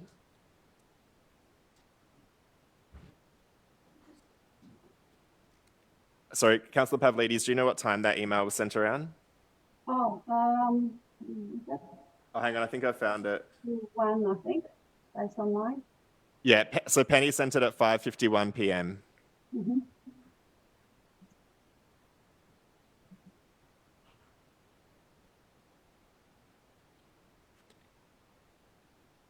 Okay, so this is the one that splits them? yeah, Yeah. Yeah, sorry, Councillor Pavlidis. Can we just get the text colour changed on the screen for the... Oh no, that whole thing's new, isn't it? Yeah, okay. So councillors, is there a seconder for this alternative?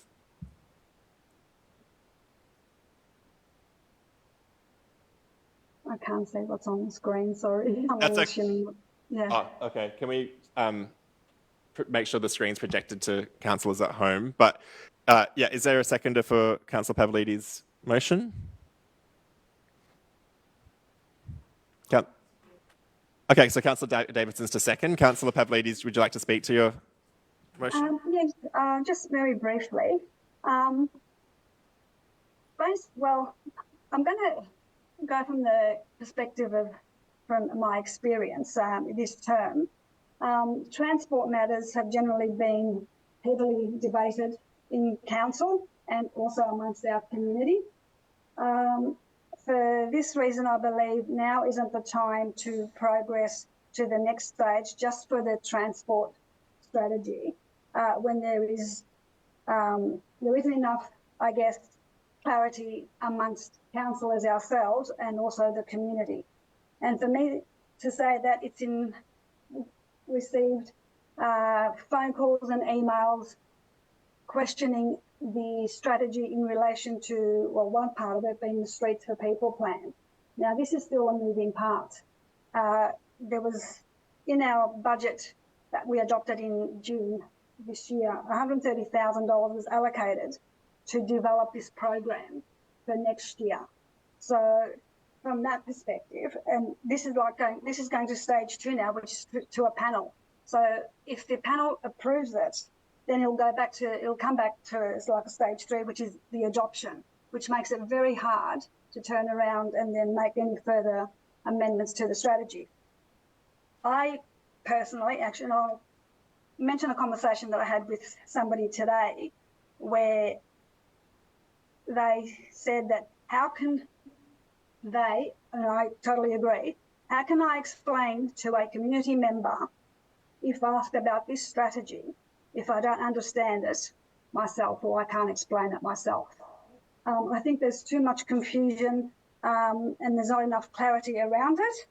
And just to quote Councillor Panopoulos before, what is the harm to slow it down, slowing the process down, and then making a decision in the new term once every piece that is related to this strategy has been finalised. I personally don't feel comfortable in progressing this while everything still sits with moving parts in it. The open space strategy is fine, that can proceed so that it can go to a panel, but there is no harm in deferring the transport strategy.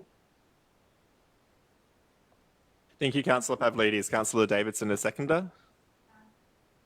Nothing from me.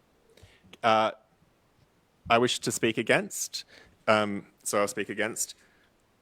Look, this is essentially, in April, we passed our open space strategy, and in March, before we passed our open space strategy, we passed our transport strategy.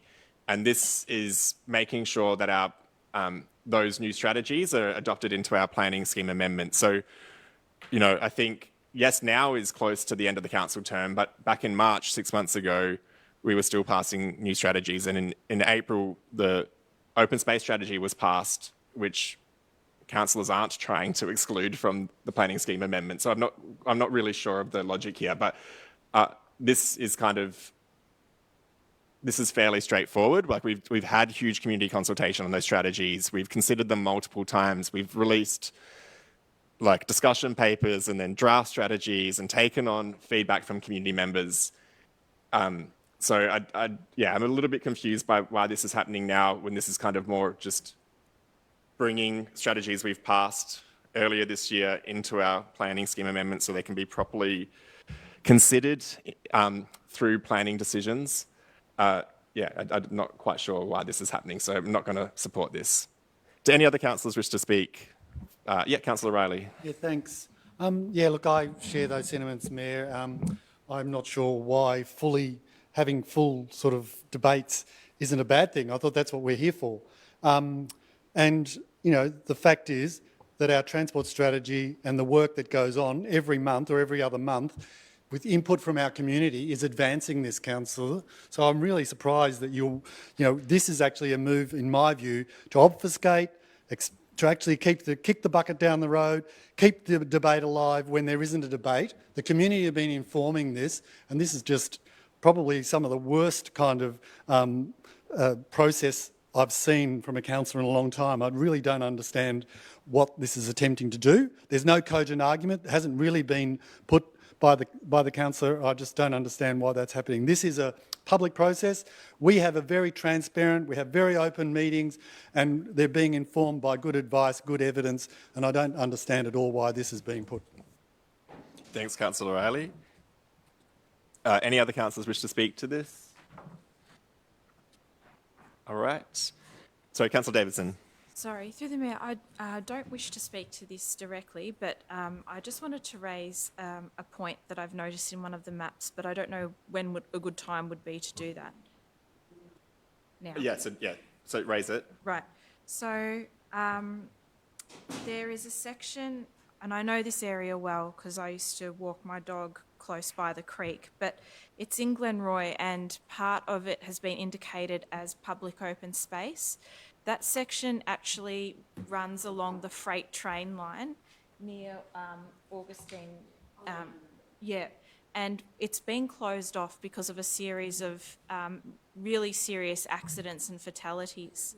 I really would like that to be revised because I'm worried that it looks like it's public open space when it's closed off for very good reason. Thanks for raising that, Councillor Davidson.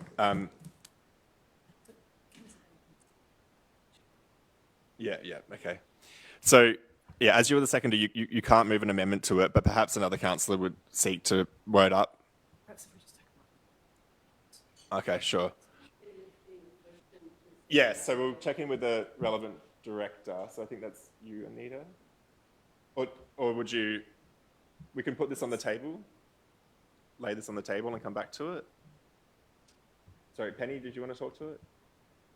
In a process sense, through you, Mayor, in a process sense, if there is an error, we can have that picked up through the planning panel process if there is an error in where a line's been drawn. Yeah. All right, so we've raised it in this forum. Now, we might be okay not to pass a specific amendment if we've got assurances from directors that it will be looked into. Great. Are you happy with that, Councillor Davidson? Yeah, great. All right, okay, so I think any other councillors wish to speak to this item, or Councillor Pavlidis, do you want your right of reply? Oh, sorry, Councillor Hart is hoping to speak.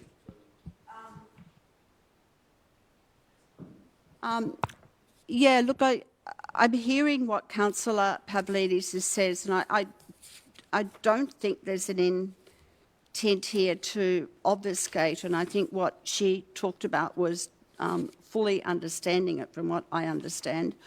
I got a little bit confused myself with it, I have to say, and it's probably because I was away during, even though I've read the documents, I was away during that period of time. I wasn't exactly sure what was going in as part of the amendments, I have to say, but that's my confusion with that.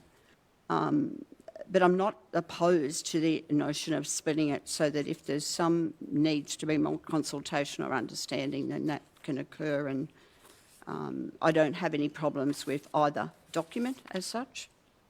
But I'm happy for that to have some extra time if that needs better clarification.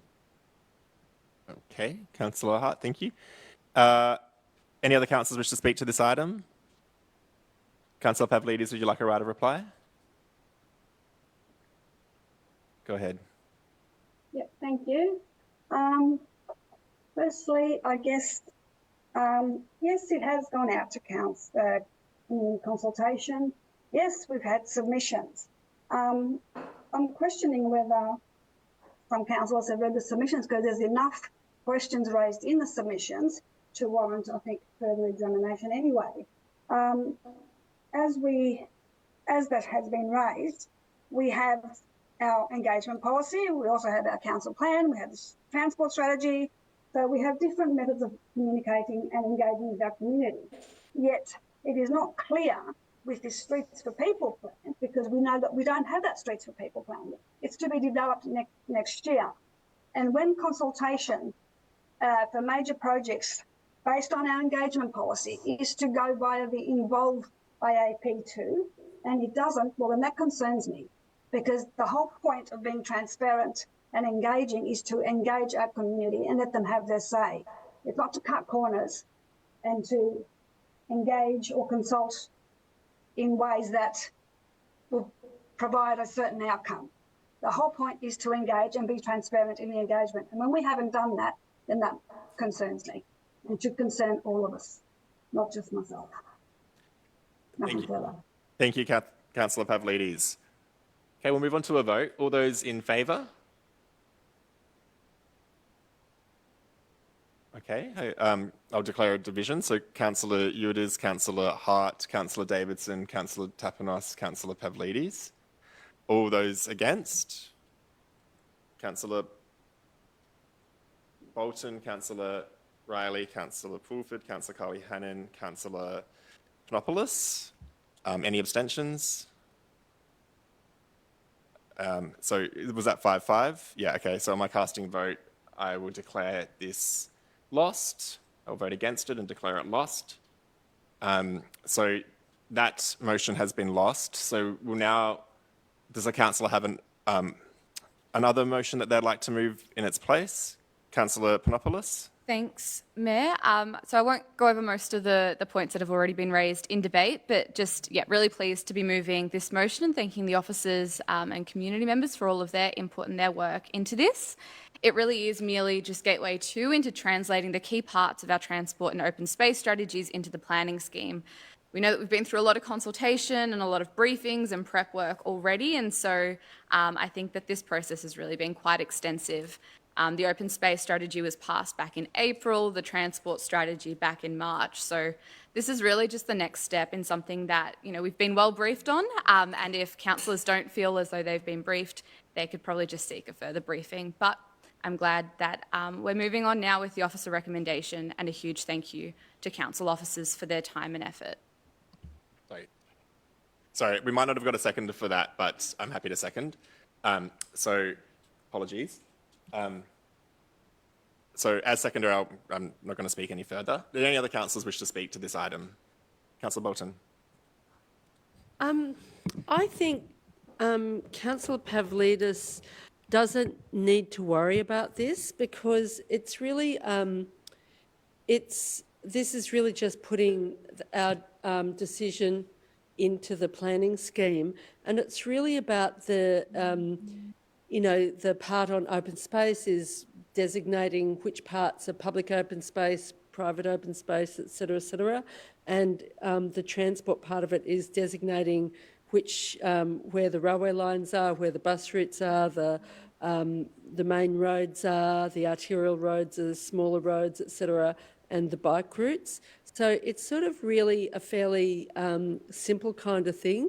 The other parts of the transport strategy, which you may disagree with, are not necessarily, are more the sort of flesh on the bones. This is sort of the way I interpret it. This is more the bones of the strategy being put into the planning scheme, whereas I think some of the sorts of things that you might object to are more in how, various programs, which would be how to implement particular programs and so forth. And I imagine there'll be an opportunity to raise that within the next council, because this is the last actual, proper council meeting. So, yeah, I think your concerns are probably, shouldn't be a concern, is what I'm suggesting. Yeah. Thank you, Councillor Bolton. Do any other councillors wish to speak to this item? So this was it failed, so we're going to the alternative, and this is the officer recommendation. So, any other councillors? Yeah, Councillor Pavlidis. I'm just going to comment on what Councillor Bolton just said. I think you just proved my point there, Councillor Bolton. You have a different interpretation to what I have. And I don't think it's just the flesh and bones and a separate thing. It's completely, this is the point I'm trying to make. Our community also has a different understanding of what is being proposed. So just prove my point. Thank you. Okay, so are there any other councillors that wish to speak to this item? Councillor Panopoulos, do you want your right to reply? No, we'll move on to a vote. And I'll call a division. So all those in favour? Councillor Bolton, Councillor Udis, Councillor Riley, Councillor Pulford, Councillor Tapanos, Councillor Davidson, Councillor Cully-Hannon, Councillor Panopoulos. All those against? Councillor Pavlidis, any abstentions? Councillor Hart. All right. Division, please. Sorry, I called a division at the start and I've just named everyone. So we'll move on to 7.6, right-of-way discontinuance and sale adjoining 45 and 47 Clarence Street in Brunswick East. Is there Councillor Riley, you're moving Officer Rec. Councillor Panopoulos to second. Councillor Riley. Yeah, thanks. This is really just tidying up some discontinued laneways, and we've gone through the public process. And this means that we'll get a little bit of income from transferring some inaccessible land to council, which is not really doing any use. So it's a good tidying up process. Thanks. I recommend it. Thank you, Councillor Riley. Councillor Panopoulos, a seconder. Any other councillors wish to speak to this item? We'll move to a vote. All those in favour? And I can declare that carried unanimously. On to item 7.7. Sorry, I've seen 3 people all at once. So I might go to Councillor Udis to move and Councillor Riley to second. Councillor Udis. Thank you, Mr. Mayor. I just wanted to congratulate or acknowledge our officers with this report, summer sports ground allocation. There are clubs that are probably awaiting this report and the resolution, I'm hoping, on this. But some key clubs, you've got Brunswick Cricket Club, Coburg, East Coburg, Glenroy, Hague Faulkner, and I won't go through the whole list, but I just want to congratulate Eamon and Chrissy and Bernie and the entire team for putting this together. Thank you. Thank you, Councillor Udis. Councillor Riley, a seconder. No. Any other councillors wish to speak to this item? Okay, so we'll move on to a vote. All those in favour? And I can declare that carried unanimously. Item 7.8, improving community engagement policy for older multicultural residents. Councillor Pavlidis. And so yes, go ahead. If there's an alternative that's been circulated. Yeah, so we're just going to make sure we've got that on screen and then we'll see if you've got a seconder.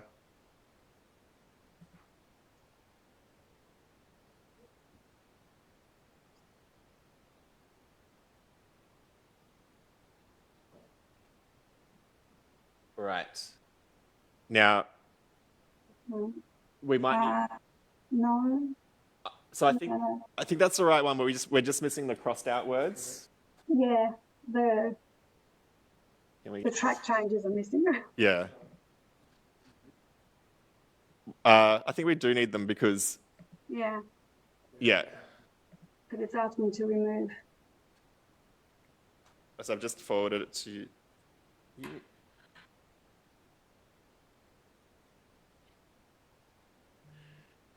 Okay, so councillors, while we're getting that projected, it's an email from Eamon at 7:32.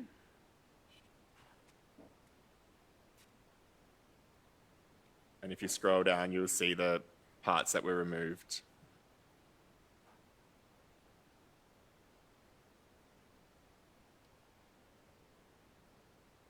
Yeah, so we'll just get them on the screen. Great, so we'll just, yeah.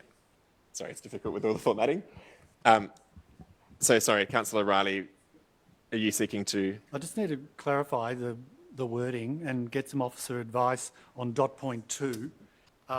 If that is to stand, because it would then appear to me that it's going to apply to every engagement consultation that we do, whereas the intention of the original motion was to limit it to those consultations and engagements where older people and residents, multicultural communities, were identified as a key stakeholder. And I'm just curious about the application of that and the cost involved, because, you know, while it's an admirable thing to do on everything. It could, just curious about the cost.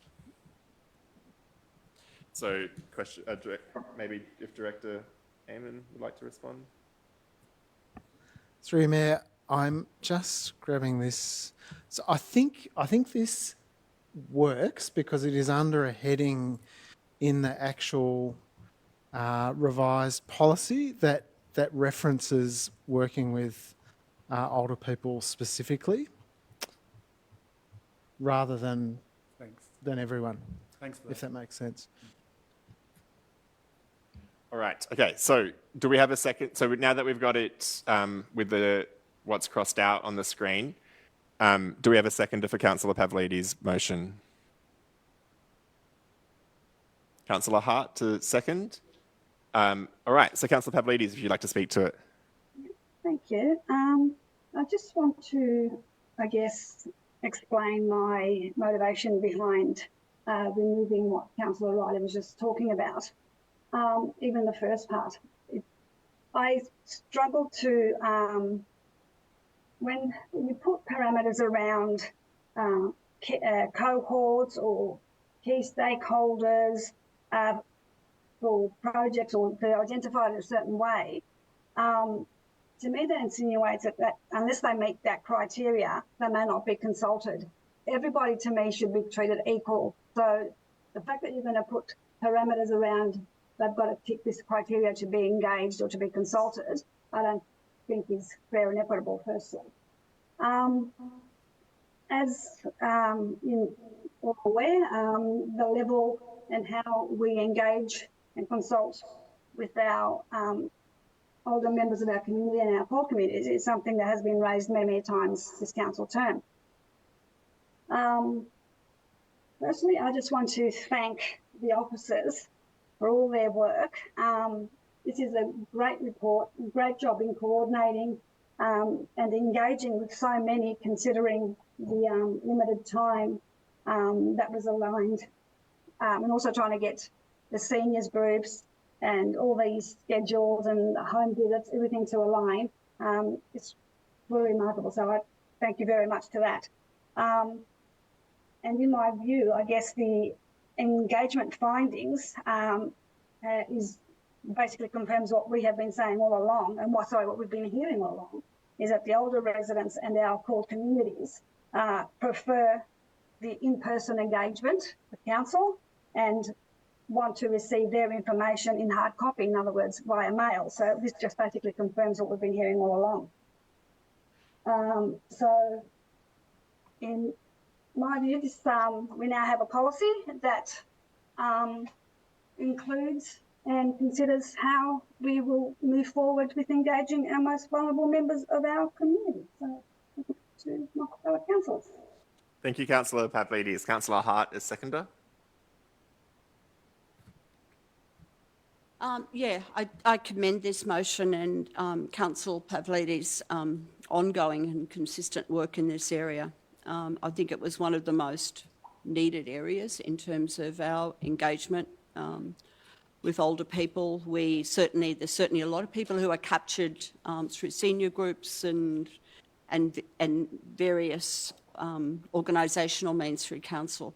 But I think to be able to extend that into the suggestions that are here and opening up particularly that one-on-one, that's a real need in our community at this time. As time goes on, things will obviously change, and that's something Councillor Tapanos has spoken about. But I think it's really key, central to how do we do engagement and how do we do it with our older community, and certainly that is echoed in the older persons reference group very strongly.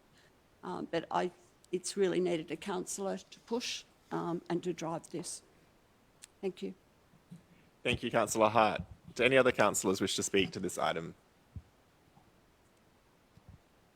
Okay, we'll move on to Councillor Bolton.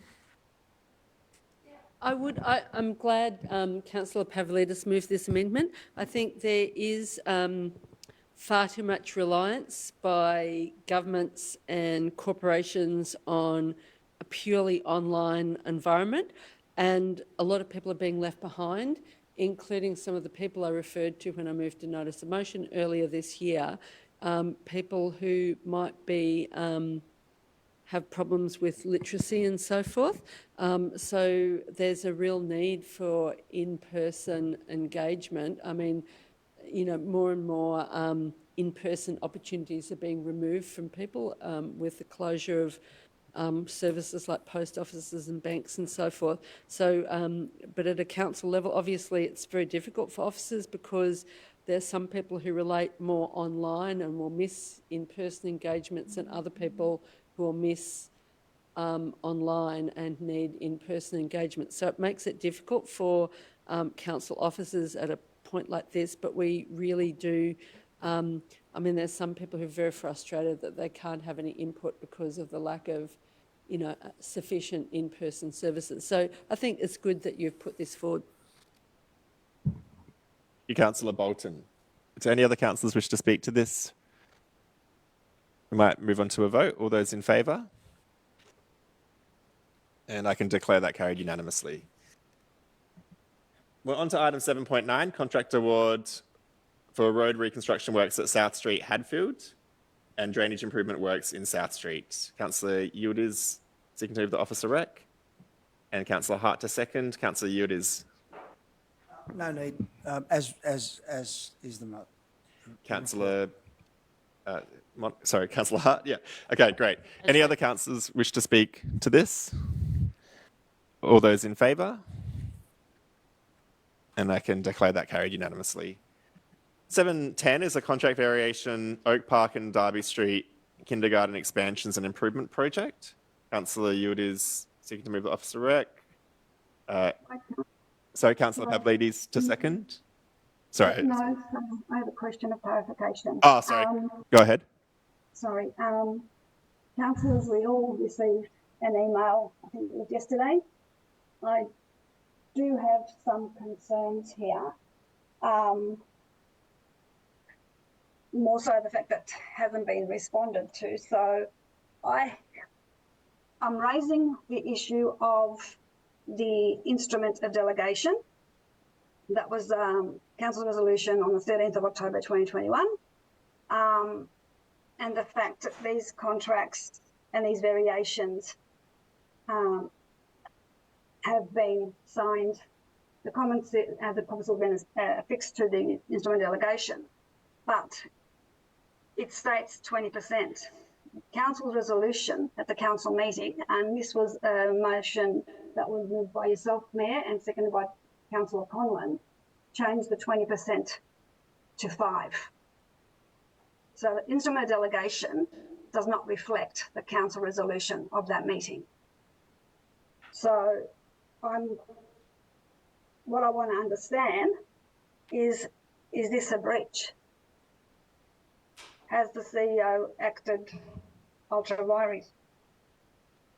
So, okay, so I'll take that as a question to the CEO.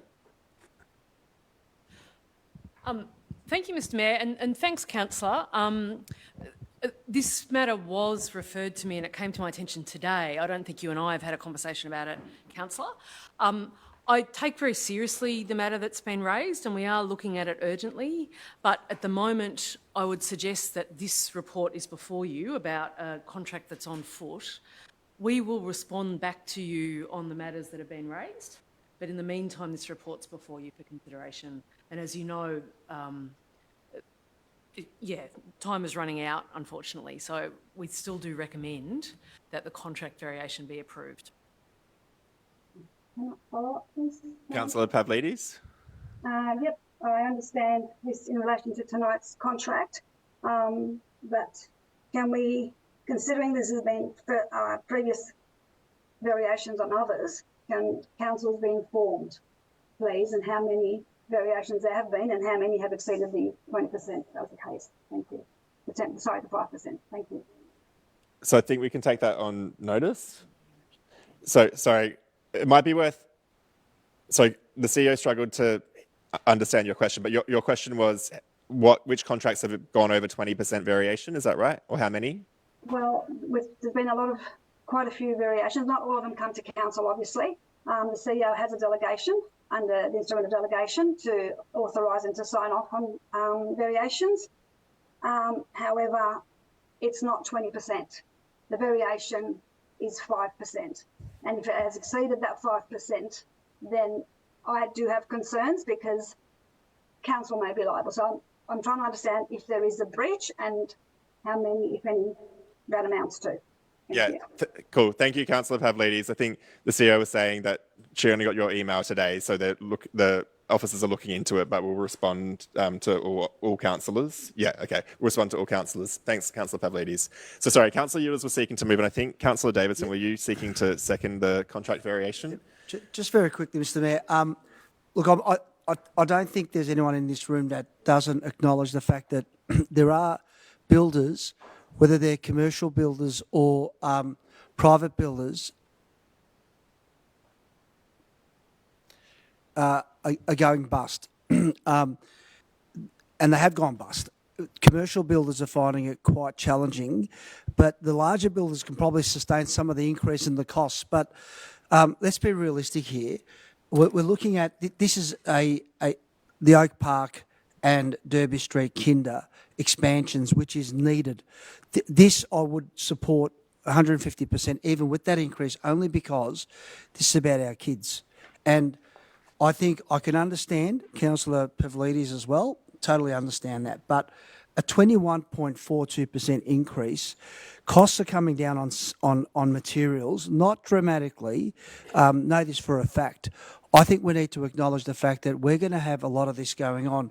This increase is not a huge increase, but when you reflect on what it's for, I do have trust in our administration who would have gone through this with a tooth and comb to ensure that we're not getting ripped off. If we keep questioning this, what's going to happen is all this is going to do is just hold construction. It's going to hold such expansions going on. And if anything, I think we need to move on and have trust in those who are elected to, who are there to ensure that they are going through this thoroughly, and I trust that they are. But I think we need to just bite the bullet on some of these big developments and just approve them. Thank you, Councillor Eulers. Councillor Davidson? Thank you. And I echo Councillor Eulers' sentiment. I'm excited to see this finish, this project. The expected completion date is in October. And it's going to be a really good facility. So I'd like to see this contract approved so that we can progress with the construction of the kindergarten. Thank you, Councillor Davidson. Do any other councillors wish to speak to this item? Councillor Pavlidis. Yes, thank you. I need to sort of clarify something here. I'm not against approving the contract. Far from it, I do want it to go ahead. The question I raised is in relation under financial management. The contract, whether to get approved is fine. I'm just saying the percentage that is delegated by the CEO to authorise. This would have come to council, it would have been approved, but the CEO's delegation is 5%. It should have all come to council once it went beyond the 5%, is the point I'm trying to make. So it's nothing to do about whether the contract gets approved or not. It's how much of it is authorised by the CEO.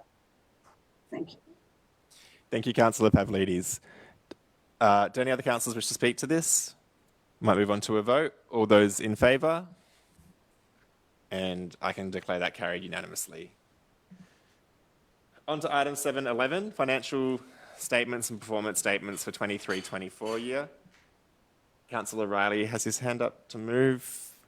Happy to second. Thanks, Mayor.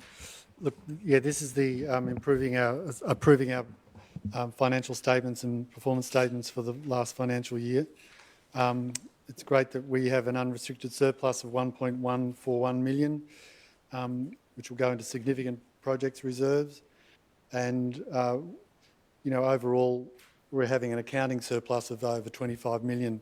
Given the real pressures we're under in meeting all of the different demands on us, and we've talked about finances a lot tonight, but the real pressures in capital works, and we've just seen an example of that in the motion we've just passed, having to to look at variations for different reasons. Some of those are very much cost related to do with materials and so on. It is becoming much more demanding on us. The rate capping is a restriction we have to work within, and the crunch is just going to get harder and harder for us in council.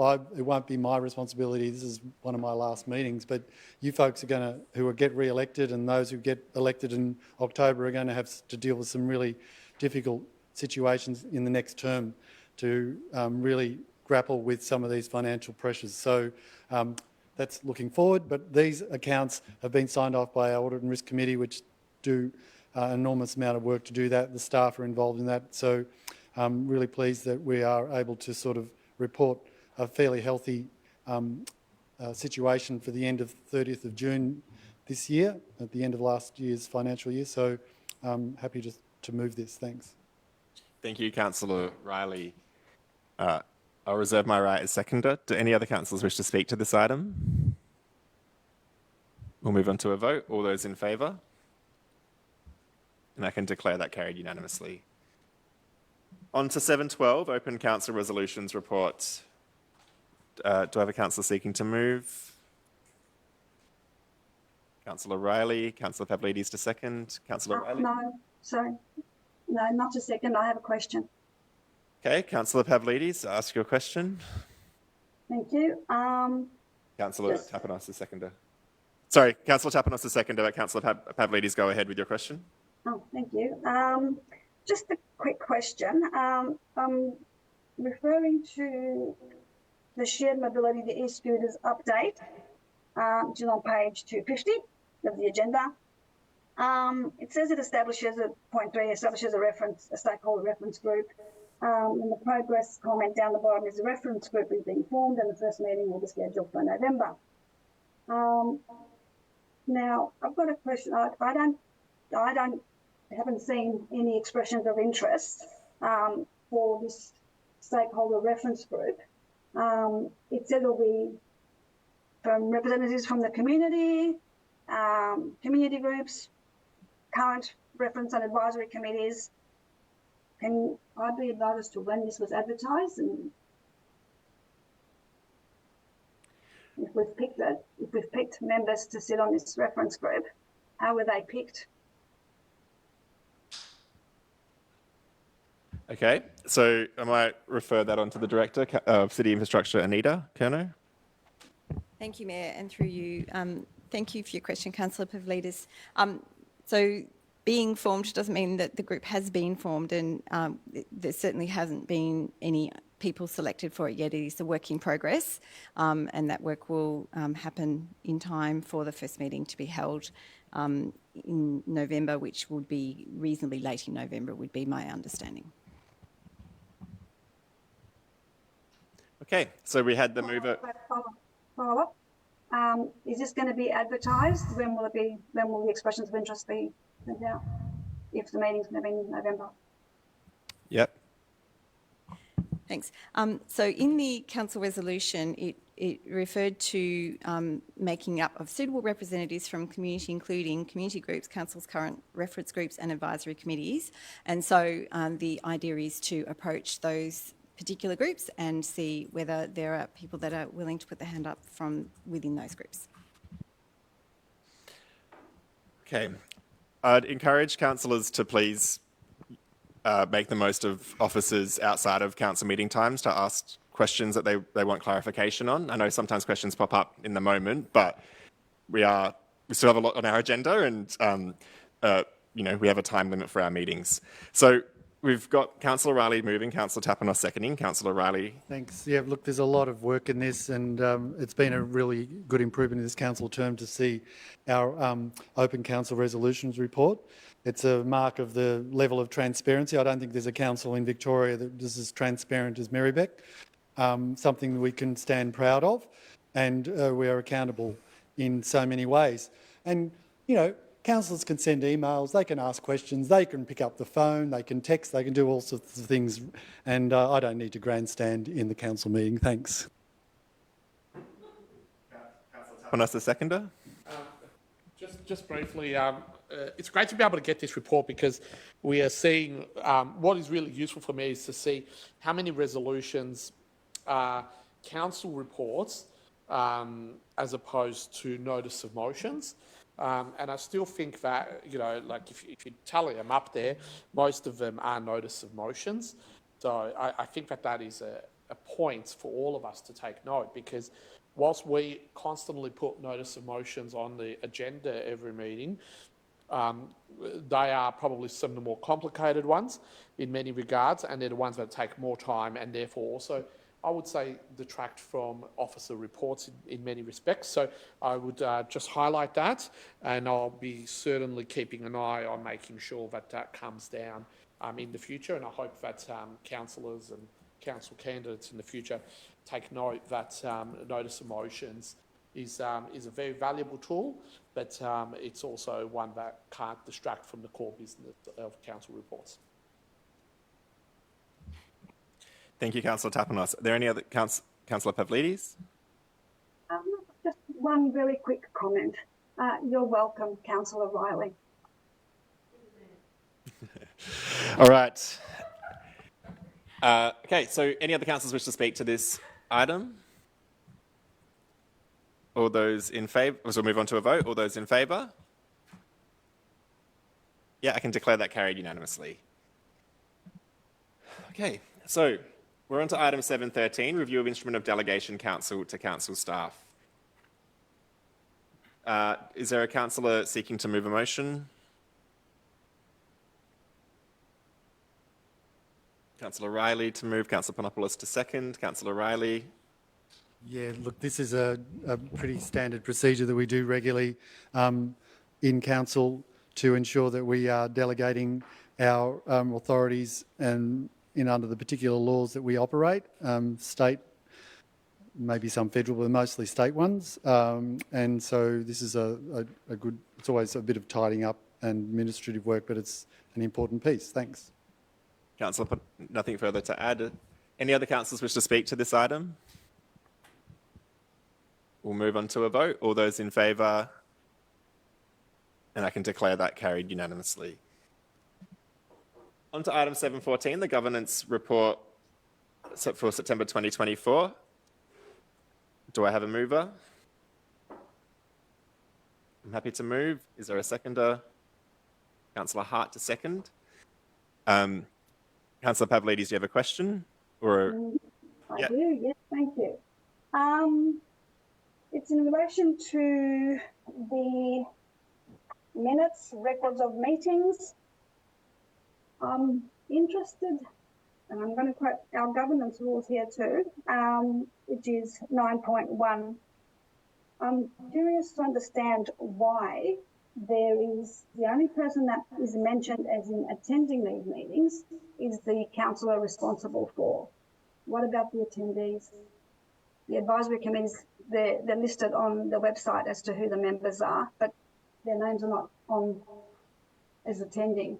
Our terms of reference say that there has to be, like there's a quorum, if the meeting doesn't start within 30 minutes, the meeting lapses. We don't know if there is, because there are never any attendees listed on it. Just trying to understand why, basically.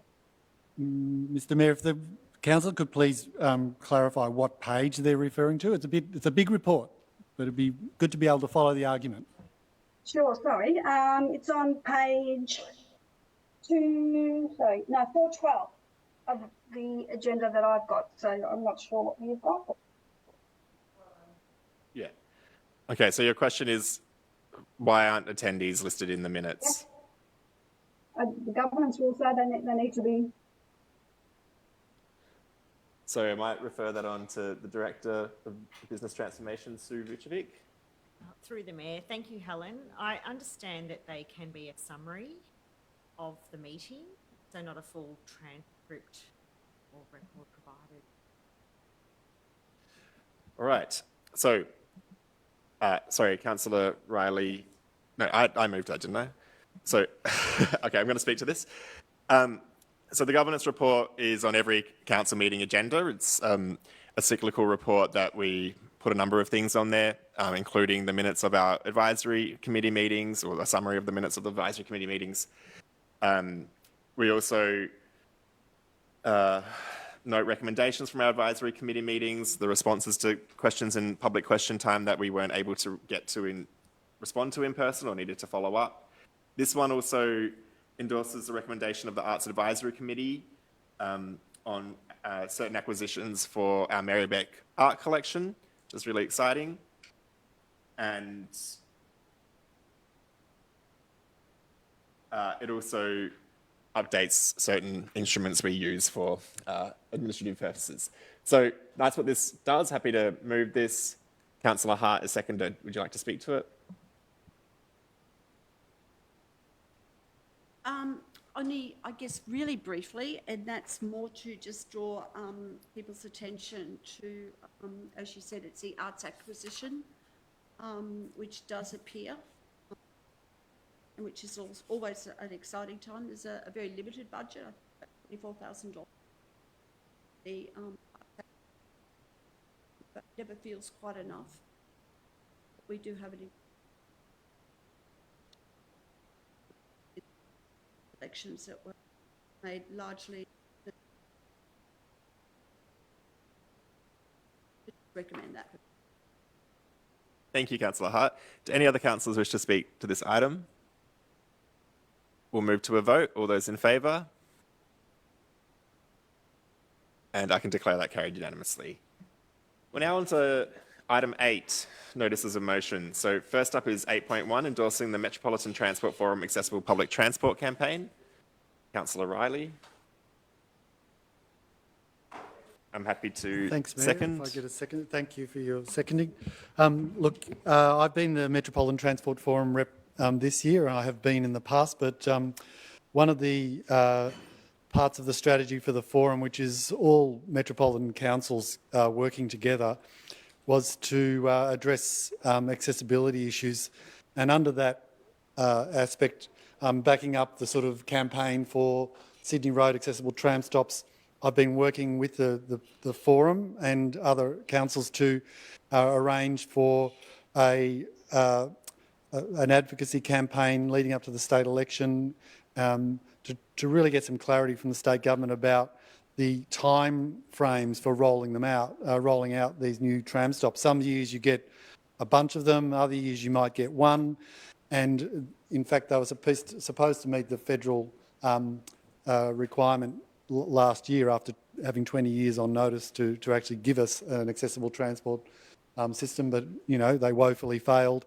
I thought Route 96 was the only accessible route in the whole city. Well, what a fool I am. There's actually one stop in St Kilda as the tram turns from the old railway line into Fitzroy Street, which is still not installed.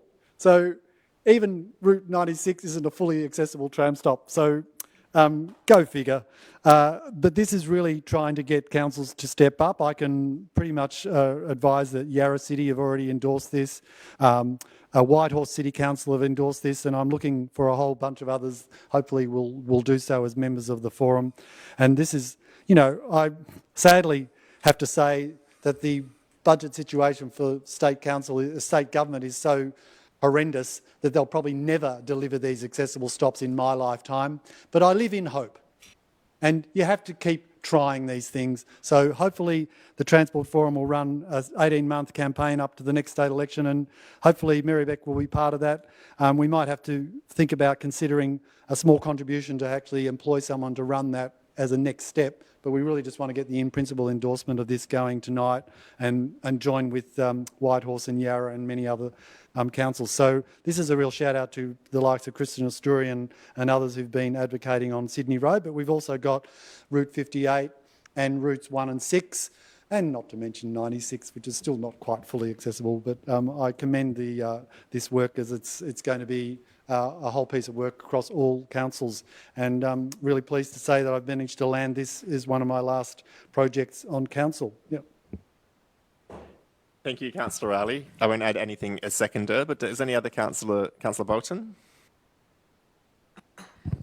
It is great that the Metropolitan Transport Forum is planning to take up this issue.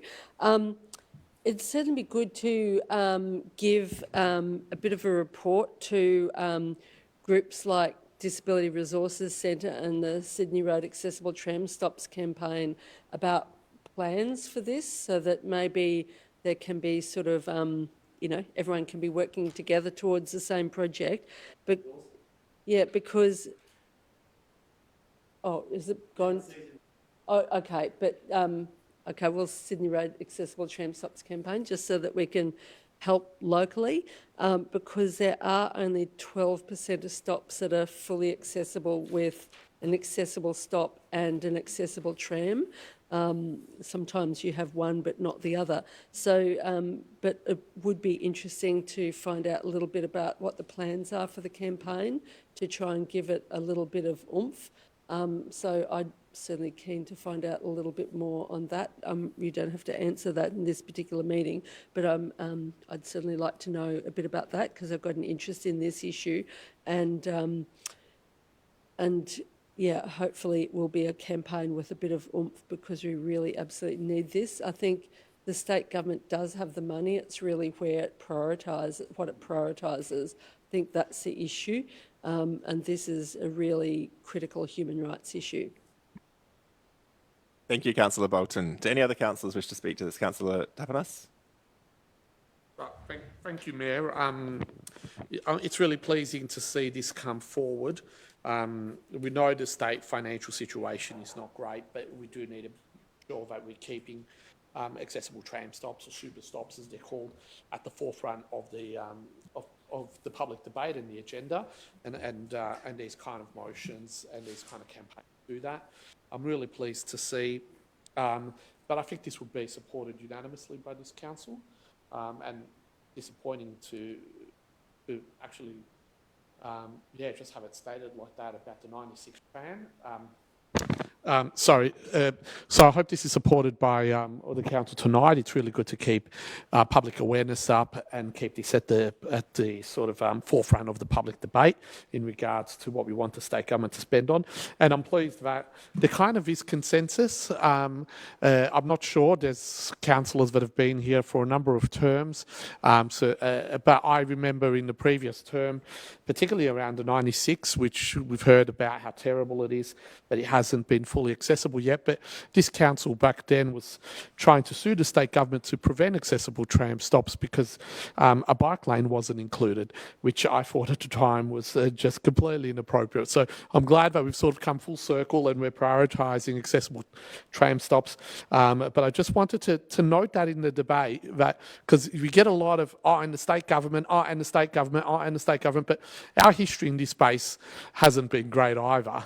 And going back, whatever it was, 6 or 7 years ago, we frustrated the process. And I think that needs to be acknowledged as well. And I'm glad that we've moved from that and we're on a page where we're all supporting these accessible tram stops now.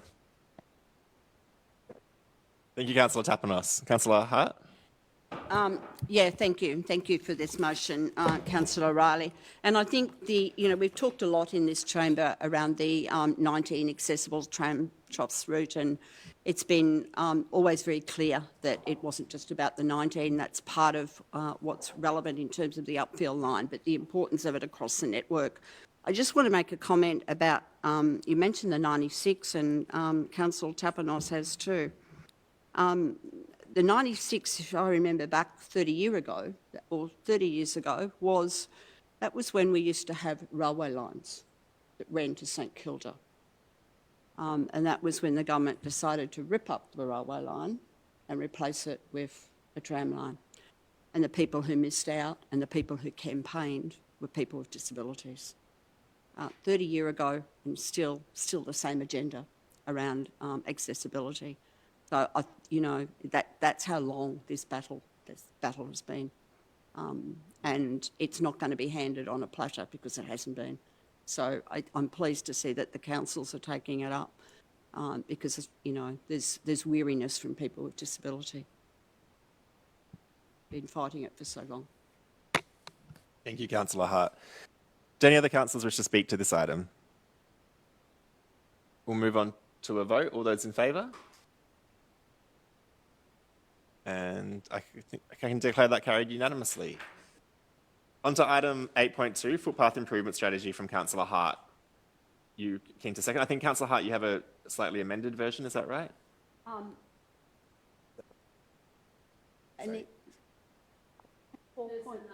Yeah, so sorry, officers are just making sure they get the amendment on screen, and then we can see if you've got a seconder. Councillor Yudis is happy to second. Yeah, the purpose of this is really to put the spotlight on footpaths. The part of my amendment there, because people would have seen the original, was just to make it, I think, to give a little bit more clarity. Footpaths have been an interest of mine for a hell of a long time, since I began working in aged care hospital wards back 30 years ago. And also I was involved with a council who was doing some research at the time into better footpath technology, which, because the council was in the same area where I worked in the hospital, footpath technology which could stop displacement. And we've got a lot of programs. We're talking a lot about active transport, being active for pedestrian, a lot of focus around what happens for pedestrian on crossings and pedestrian safety. But part of the core is what we do with our footpaths. And in terms of the word trip hazard, a trip hazard in the industry is 10 mils. 10 mils of displacement between two slabs of concrete. We on council, and we're not different to most councils, start to look at repair around where there's a displacement of about 25, 30 mil. So the reality is out there is how dangerous footpaths are. It's probably one of the big contributors to old people ending up in to accidents, people ending up in hospital, and the impact for an older person is massive. So what I want to have happen is a report come back to council that looks at two aspects. It looks at what our needs are in terms of capital renewal. At the moment, we spend a budget about 2.2 million. I think there's about 160 projects. That's renewal. But then there's also our ongoing budget where we're looking at hazards, the trip hazards. I would hazard a guess that when we go out to look at footpaths, I've had 6 falls in about 6 years. I'm pretty active. I wear boots and I'm pretty mobile. And I've walked the Camino. But I've fallen 6 times. I've fallen in Sydney Road, I've fallen in Glenroy, and I've fallen on little one-way streets. And that shows you, I think, some of the vulnerability of what it means for pedestrians and particularly for older people. I know officers are talking about, we have our condition reports every 4 years and that sets a capital budget, and that's largely on conditions. I know they're looking at strategies that will look at, I guess, areas that are utilised more frequently, perhaps like your activity centres. How do we pour budget money into that so that we ensure that areas that are more frequently used are being renewed at the rate that they need to be. But we also don't want to neglect areas. I don't want to see areas neglected on parts of Glenroy, outlying areas, little one-way streets. We might only have one older person in that street, but if they've got to catch a bus, they're at risk.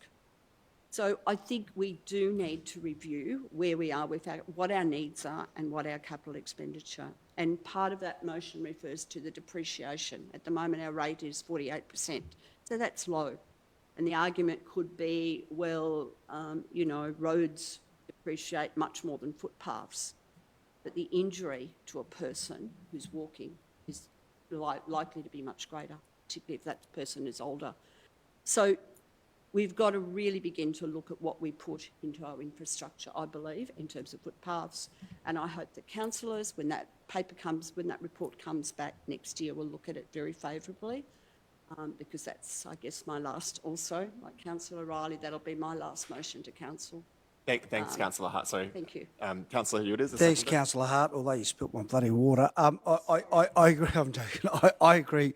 I agree with you on this one. When you think about the return that our ratepayers get for their rates, roads, footpaths are key, and I think I commend you on this notice, Nom. But the key issue is, Councillor Hart, our trees uplifting a lot of the footpaths. And what we're doing is we're in order to do a quick fix, sometimes a bit of a Band-Aid fix. I'm not having a crack at our fantastic director, Anita, and her team, but I just think sometimes putting a little bit of bitumen to be able to even that out, it's not working. I know Anita's strapped for cash. It's not as though she's got an unlimited, pool of money that she can just go away and throw away towards footpaths. But this report does say we need more money, definitely, and we all have elderly family, friends, cousins, relatives, and they're all expressing the same sentiments that you've included in this report. So, this notice of motion, and it's your last one, and I commend you and thank you. Councillor Yildiz, do any other councillors wish to speak to this item? Councillor Bolton? I also think this is a really good motion. I've definitely met people in the Merri-bek area who elderly people who have stopped walking because they've had a fall on a footpath. They've become frightened about potentially falling again, and so stopped walking. And I know it is a difficult issue because we've got however many kilometres of footpaths, there's massive numbers. And actually also Councillor Yildiz just pointed out, sometimes there are, policies that sort of work against each other in a sense, like we need trees, we need shade, but also, is true roots do uplift footpaths. And so there are some really tricky issues for council officers to work out. But I think I wasn't aware of that statistic that Councillor Hart mentioned about the millimetres at which council does repairs compared to when a footpath is or something is a trip hazard. But I think that is really solid food for thought. And a lot of elderly people, there are a lot of elderly people who can't drive anymore, and so they are more likely to be walking to catch public transport and go shopping and so forth. So it actually makes footpaths an even bigger issue for a lot of elderly people. So I think this is, really great idea, and yeah, I certainly support it. You, Councillor Bolton. Councillor Tapanos. Thank you, Mayor and councillors. I think this is possibly one of the most important motions that have come before us. Certainly, I would say the most important one tonight, and probably beyond that as well, because it is such an integral area of the council, the maintenance of footpaths. And as Councillor Bolton mentioned, that people that have had a fall may be a little bit frightened or scared. I concur with that. There was a report some years ago that asked residents what it would take for them to walk more. And the state of the footpaths was the number one thing that came on the list, the number one thing that prevented people from actually walking, and then that leads to health and wellbeing issues, social isolation, and a whole range of other problems.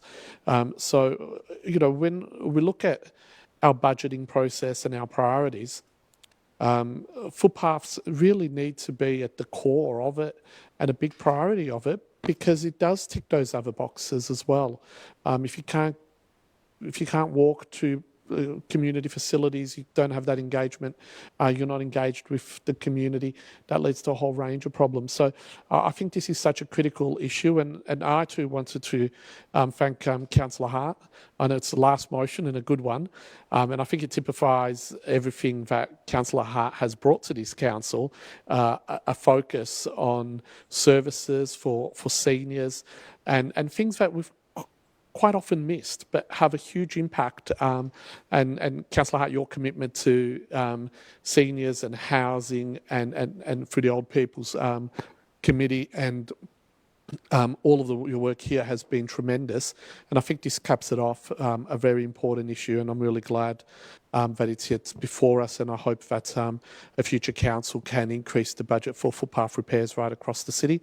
I know that this budget has a decent allocation because of DCP projects, but I think way too often we've neglected footpaths, and we need to understand the need for them better and the need to budget and plan a renewal and create more footpaths as well. Many areas don't have footpaths at all. So thank you, Councillor Hart. I think a very good motion and one that I hope would produce great outcomes into the future. Thank you, Councillor Tapanos. Do any other councillors wish to speak to this motion? Councillor Pavlidis. Thank you, and through you, Mayor. Thank you for bringing this notice of motion to Council, Councillor Hart.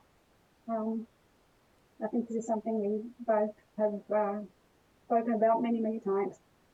The state of our footpaths and our roads have been raised many times. In fact, I think I even tried to increase funding for footpaths in this year's budget, but unfortunately it wasn't supported. The community satisfaction survey report again confirms what our community has been telling us, that we need to do more and we need to do better. From a customer service perspective of key performance areas, we will also start receiving a quarterly report that's commenced on the 1st of July on the customer service measures, which will include the CRSs, the customer requests. And they're based on categories and will also include the dates, etc. So this is how many footpath issues, how many tree issues, and etc., etc., etc. This was as part of the notice of motion that I introduced to Council in July, and thankfully it got adopted. As we are going into caretaker mode, the report is obviously going to come after the elections, and it should provide further options for our community to better transparency and to keep track of how council is performing. Thank you, Councillor Hart. Thanks, Councillor Pavlidis. Any other councillors wish to speak to this notice of motion? Okay, we'll move on to a vote. All those in favour? And I can declare that carried unanimously. On to 8.3, outfield train line from Councillor Bolton. Councillor Yildiz is a mad seconder tonight. Go ahead. Okay, so this motion is really about our council approaching our partner councils in the Northern Alliance of Councils, which is 7 councils in all, to commission a survey to support advocacy efforts for the upfill line duplication and extension. The council, the Northern Councils have launched a public campaign. There was press releases, interviews, etc., in the media a couple of weeks ago, or a few weeks ago. And, you know, it is really pleasing to see that the Northern Councils have come behind this, because I seem to remember the CEO reporting that a year or 2 ago they didn't see it as a priority. So it's great that they're on board with this now. But we do need ammunition to actually advance the advocacy effort. And the reason why I moved this notice of motion is because someone contacted me from Hadfield. She saw all the media coverage of the council's campaign, and she was surveyed by Public Transport Victoria about how she used the upfield line. And because she lives in Hadfield and she wants to use either Gowrie or Fawkner Station, but the upfield line in the north is so unreliable, she catches a bus to Coburg and then gets on the train at Coburg. So according to the answers to the survey, it looked like she was a happy customer from Coburg Station, but actually she was an unhappy customer who wanted to catch the train at Fawkner or Gowrie Station, which was much closer to her. And so there's a need for a survey which looks at not just people's current usage, but people who've abandoned using the train service because it's so unreliable. As soon as a train is 6 minutes late, it's terminated in Coburg, which is a cancellation for everyone to the north, and even sometimes the bus replacement services, when the train line's out of operation, also terminate at Coburg, which is bizarre because they could easily, if they don't have the restrictions of a single track. So if we're to have proper ammunition to be able to, prosecute our case to the state government about why the northern end of the upfill line needs to be duplicated and extended to Craigieburn, we need this information. And once people abandon using the train service and buy a car, which maybe they can't afford, then sometimes people don't go back to the public transport system.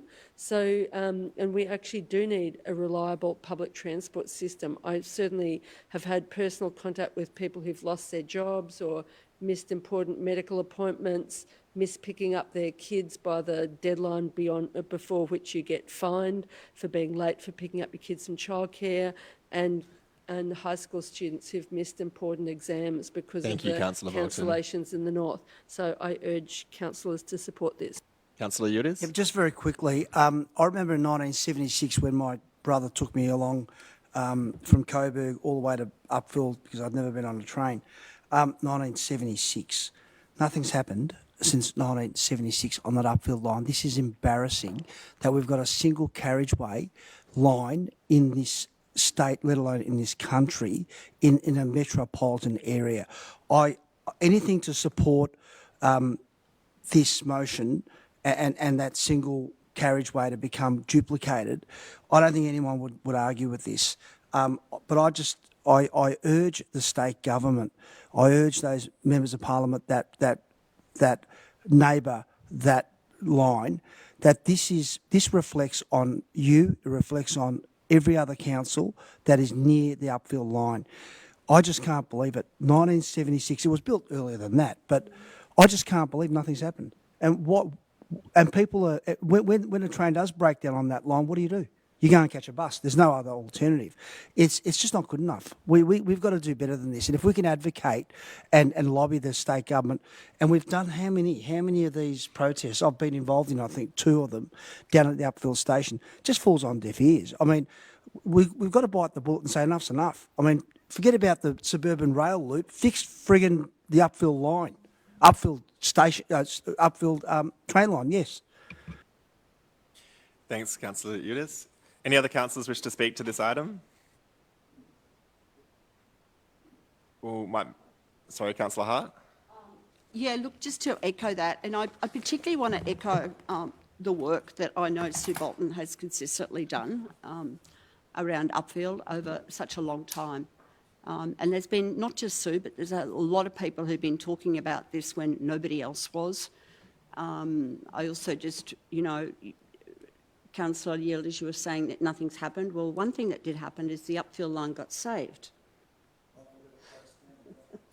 So and I was also at something from the Brunswick History Group, which is called The Line, which is a whole project, an artistic creative project around the line. But I've also, just reflecting on my time in council here, I've actually seen a change happen. And I think there's been people who've been starting to advocate through the transport strategy. There's been the fact that we've really prioritised it as for this council and now with the 7 councils. I can also see that probably in the last 12 months there's been more movement than there has been before around advocacy around the Upfield line. I really want to acknowledge that, and I agree with you, Councillor Yearlich. That's got to be really built on, and I think that's what's part of Councillor Bolton's motion does as well. But the arguments are there for it. They're so strong. And I really aware of that change in that 12 months. Thanks, Councillor Hart. Any other councillors wish to speak to this? We might move on to a vote. All those in favour? And I can declare that carried unanimously. On to item 8.4, support for Central Coburg businesses and community. Councillor Panopoulos. Is there a seconder for Councillor Panopoulos'? I'm happy to second. Thanks, Mayor. Give me 1 second. So this is yet another notice of motion on Central Coburg. However, it focuses on some of the more short or I guess immediate term problems and situations that we're hearing about. This precinct is one that is well loved and well known by many in the community, and it's home to quite a few incredible local businesses. But I think a lot of us acknowledge that the area is in need of some really substantial revitalisation.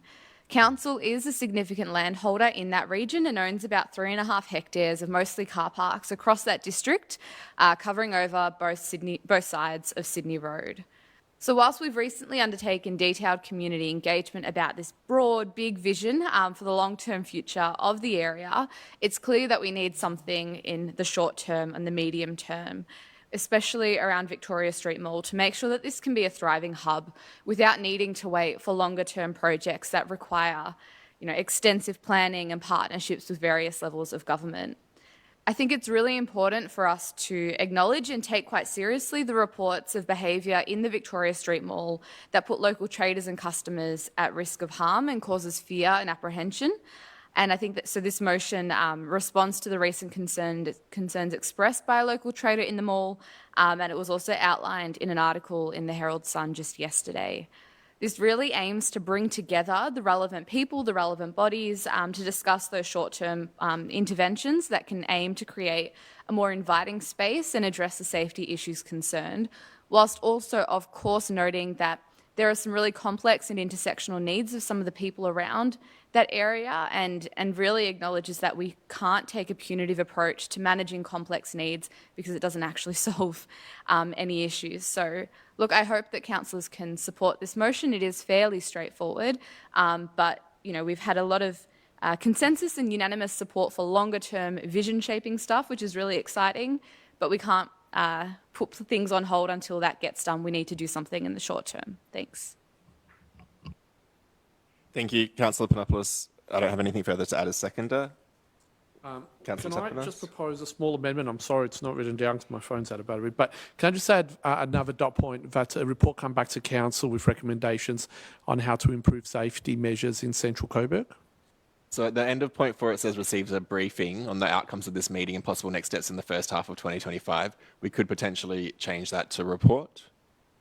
I think a report would be important, but I'm keen to hear sort of the officer recommendations, not just an outcome of a community meeting, but sort of what officer recommendations are there to improve safety measures in Central Coburg. So, and possible perhaps, next steps that could cover that? I'd be happy to have that as a briefing to include that, and I think that possible next steps covers some of what you're seeking, Councillor Tapanos. So you're saying you're happy to change briefing to report? Yes, sorry. Yeah. Yeah. And Councillor Tapanos, do you think the possible next steps in the first... Do you want to add any other words? Propose to add any other words to that? Look, I'll leave it for now, but I think it could be strengthened. That's all I'm saying. It really should come to council as a report with officers giving us some recommendations about how to improve safety measures. At the moment, I just see noting, and organising a meeting. Isn't that what and possible? Then receives a report on the outcomes of the meeting and possible next steps. Officer recommendations. Yeah, Okay, officer sure. recommendations. So let's add in on the outcomes of this meeting and possible officer recommendations and possible next steps. I mean, the same thing, but I sure. would have thought, yeah. Whatever. Doesn't sure. matter. Doesn't matter. Yep, fine. I'm happy to accept that too, a seconder. Great. So we'll just, so that's been now part of the substantive. So, sorry, do we have any other councillor that wish to speak to this? Councillor Bolton. Just one thing, I sort of get the impression that actually some of the behaviour issues have actually improved in Coburg Mall through some sensitive work by some council officers. But I also hope that we don't just focus on that issue, because in my discussion with some of the shopkeepers and other people who, hang out in the mall, there's also a feeling that there's a need for council to spend some money on sort of bit of beautification works, not necessarily massive works. And I did put that forward within the budget context, but it got knocked out because things, it didn't get up. And council officers said certain things were going to happen. But like some of the issues in the mall that certainly some of the traders talk about is the need for some sort of shade sale because of pigeons shitting on customers' meals. which I hadn't realised that was happening before, but also even some colour and some deep cleaning of the concrete because of all the pigeon shit ingraining into the concrete and so forth.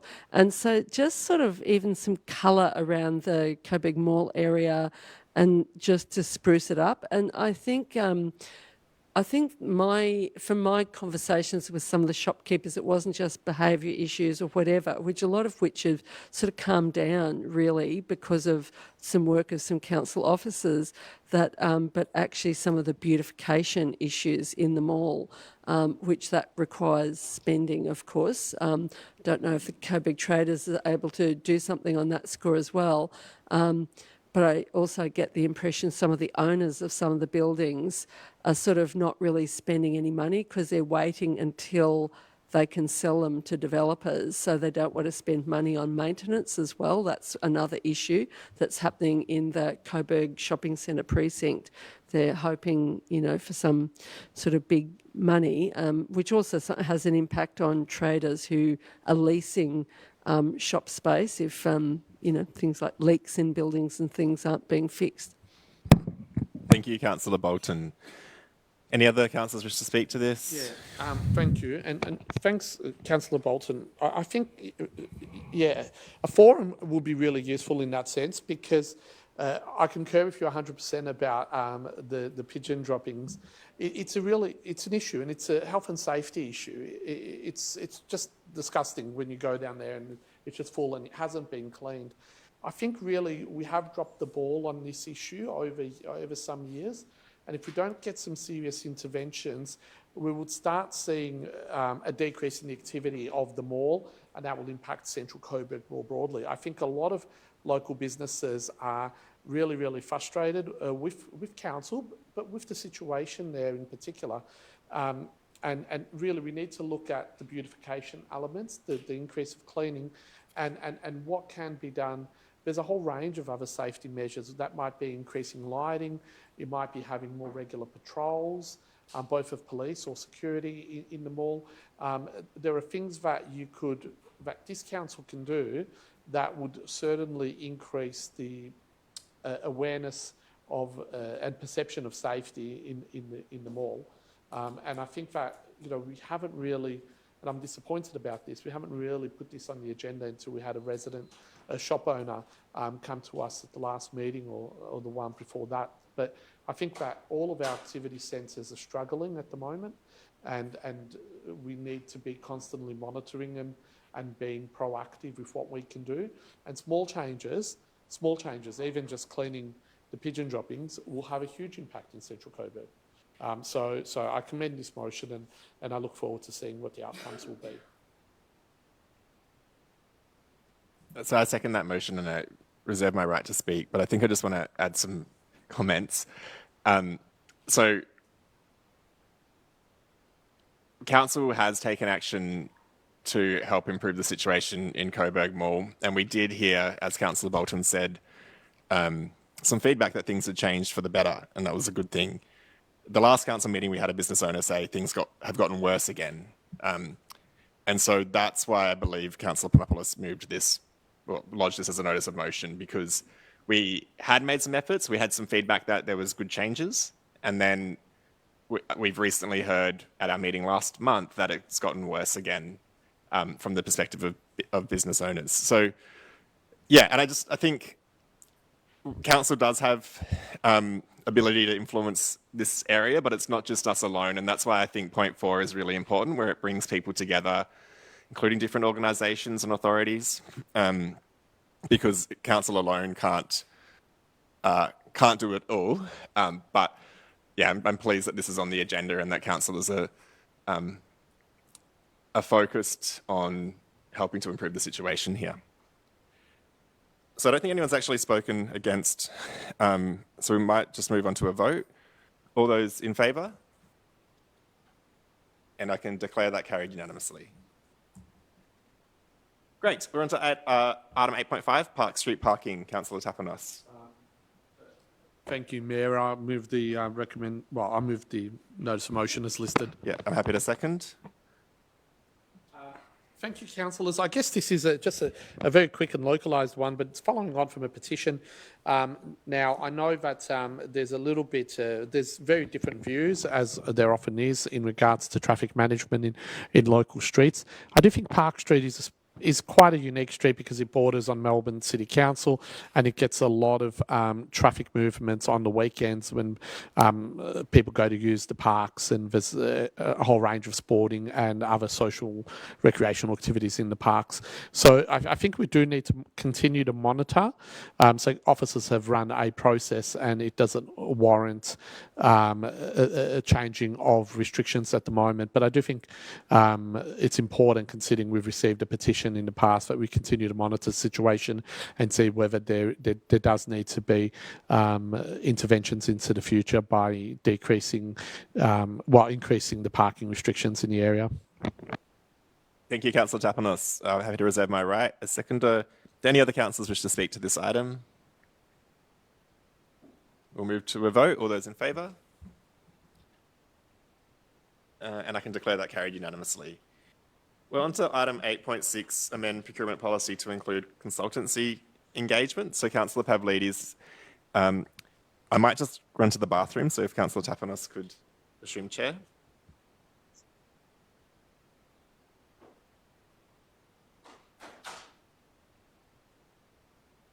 Thank you, Mr. Mayor. Councillor Pavlidis? Yep, thank you. I think there is an amended version that's been circulated. Yeah, I believe it's on the screen. Okay, so I can't see it. The screen's on my laptop. I believe it's on. Sorry, is it the one that says the council receives a report? Yes, I believe it's on the screen as the amended version. No, it's not. So, Can't see. the council receives a report. What's there? Okay, thank you. Yeah, all good. Thank you. Look, I'll be brief. I believe this is also very self-explanatory, so don't think I need to give too much detail. It's all in the norm. Basically, that millions of dollars are spent each year on consultancy, and it increases year on year. I just believe that we need to ensure more, say, transparency in the sense that there isn't, the internal controls already exist. This isn't, well, my perception is that it's not really increasing anything in relation to administrative sort of tasks, but it does add that extra, say, control or vision for the CEO to ensure that things are working as they should be. Because as we saw this week, we've had a special meeting on Monday, and the issue I just raised previously in relation to the instruments of delegation. So I don't understand realistically why it would be an issue, but hey, our report will come back. It's more so to ensure that there is transparency for our residents and our ratepayers, and to reassure the community that the council is spending their money wisely. Thank you. Thank you, Councillor Pavlidis. Oh, sorry, can you see? Sorry. Sorry, I can't see who was seconder. Councillor Bolton, sorry. And you reserve the result? Oh, that was... You're all happy to not speak? Okay. Any other councillors wish to speak? Okay. Cool. All right, well, we might move on to a vote. All those in favour? Yes? Oh, well, I just reserve my right. I think it's self-explanatory, so yeah. Unless there's opposition, I'll Okay, so we'll move on to a vote. All those in favour? Oh, great, I can declare that carried unanimously. So on to item 8.7, Councillor Pavlidis.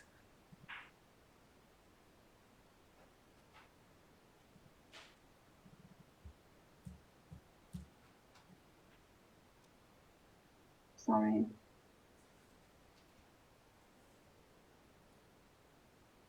All right, so we've got an alternative, I think, that's projected in blue. Councillor Pavlidis, can you see that screen?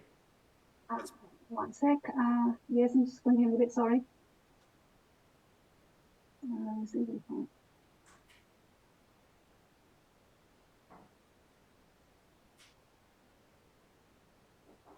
Yes. Great. Thank you. Okay, so is there a seconder for that motion? Councillor Hart to second. Councillor Pavlidis. Sorry, yeah, I'll be very, really, I don't think there's anything more that I need to say in relation to that. The audit report is basically what Councillor Hart was speaking about before, and it also includes the road audit as well, which is what Council has every, I believe, 4 years. It's just putting that information on the website for our residents to and our ratepayers to look and to, and I guess, have a visibility over the state of our roads and our footpaths and raise it with council if they see issues. The other one is in relation to the contracts. Now, I guess this came about in relation to variations. We've had quite a large number of them this term and projects. Also the just look at my train of thought there. Sorry, I'm completely blank as to what I wanted to say. But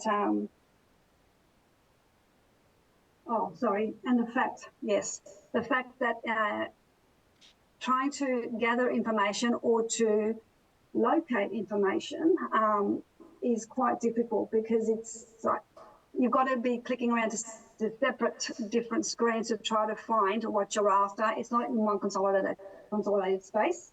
And I think that was pretty evident when we were trying to look up that stormwater mapping that came up in the council meeting last month, where it was hard to locate. It was there, but it had to seek officers' assistance to try to locate depending on naming conventions and so forth.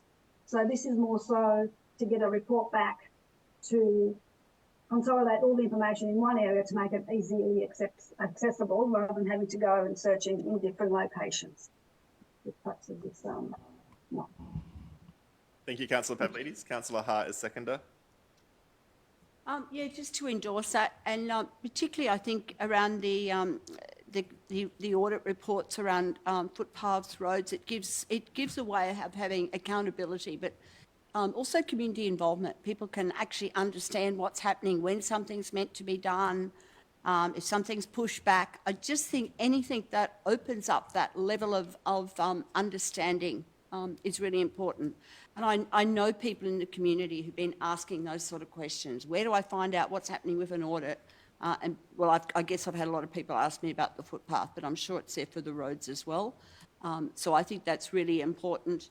And I think to have a report back, anything about how we can consolidate that sort of available information, what's the best way to do it for people to find stuff, yeah, always really, really valuable. Yeah. It's a challenge to look at how best to do it, but really good motion. Thank you. Thank you, Councillor Hart. We're going to need an extension of time. We've reached 10 p.m. So Councillor Riley to move that we extend time by 30 minutes. Councillor Yildiz to second. All those in favour? I can declare that carried. Great.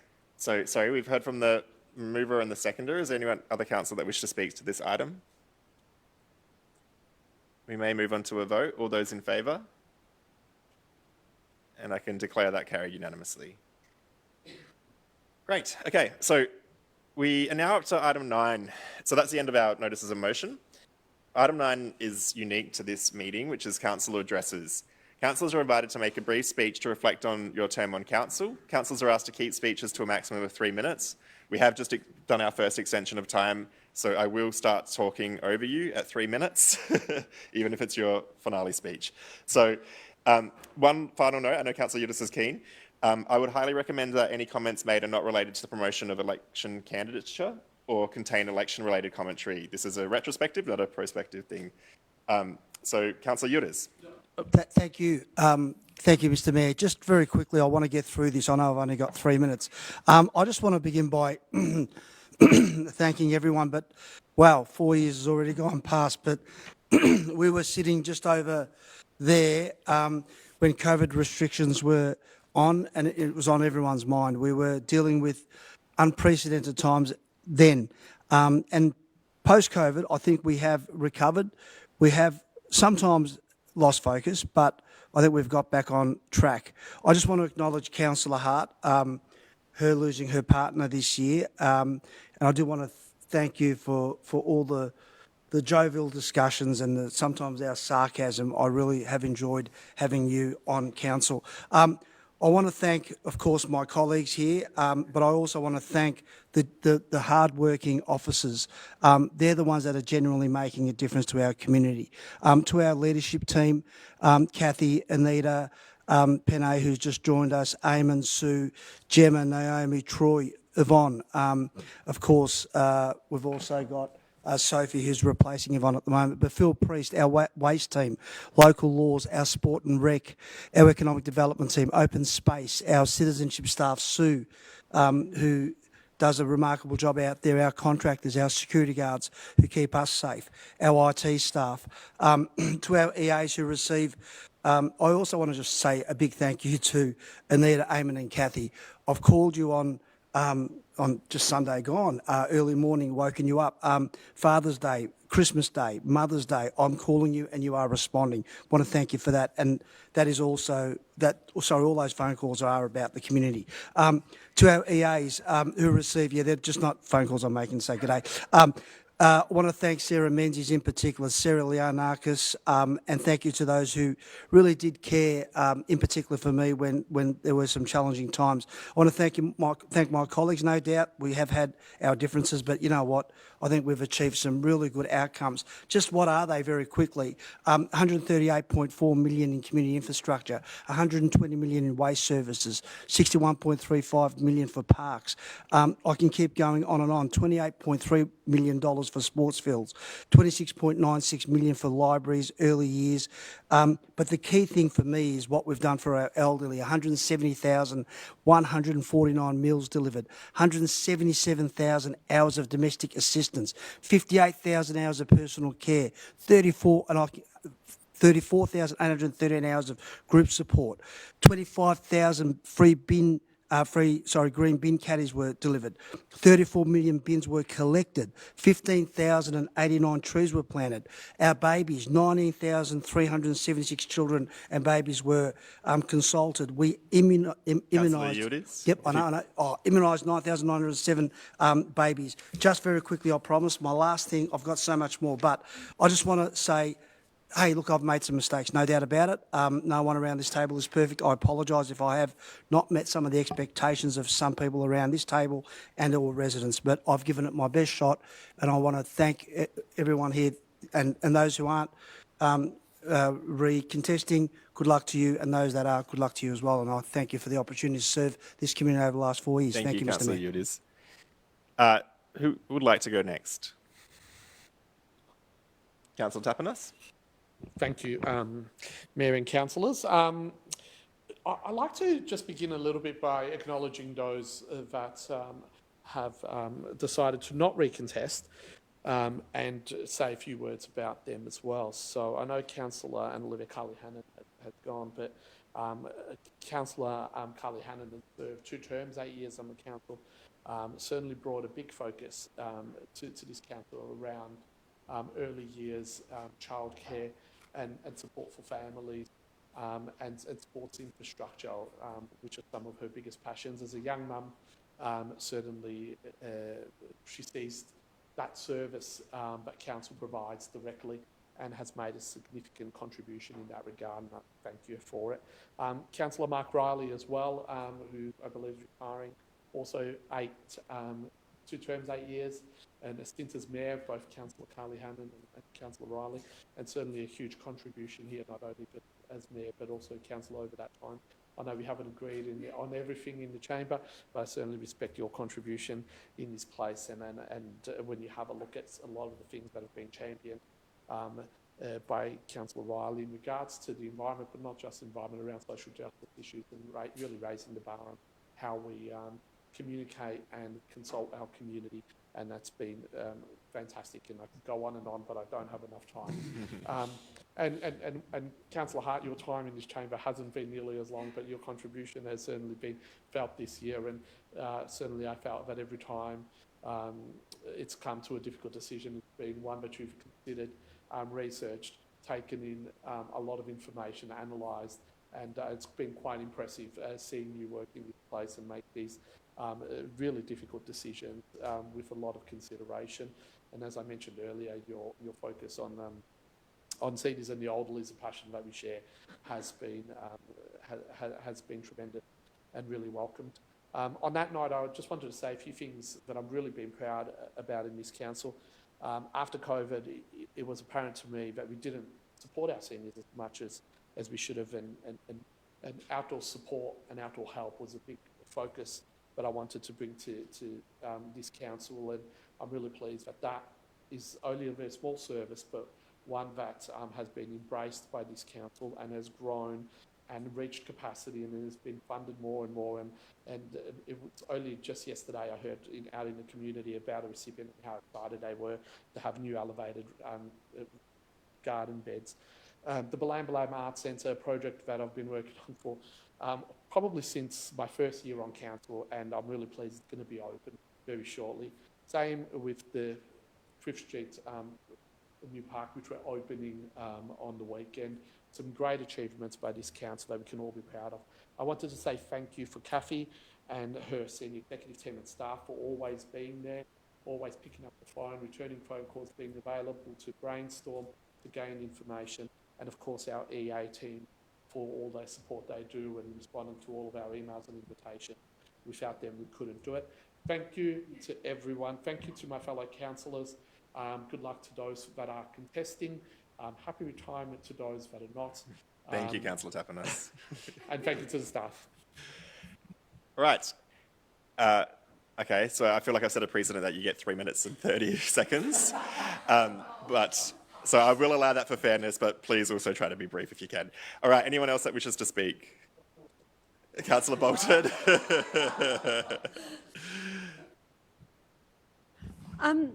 I think it's true, it's good to remind us the times we came from, starting off this council in the middle of the whole COVID pandemic. Almost seems like ancient history now, but of course it wasn't. It was a really challenging time for everybody in society, including council.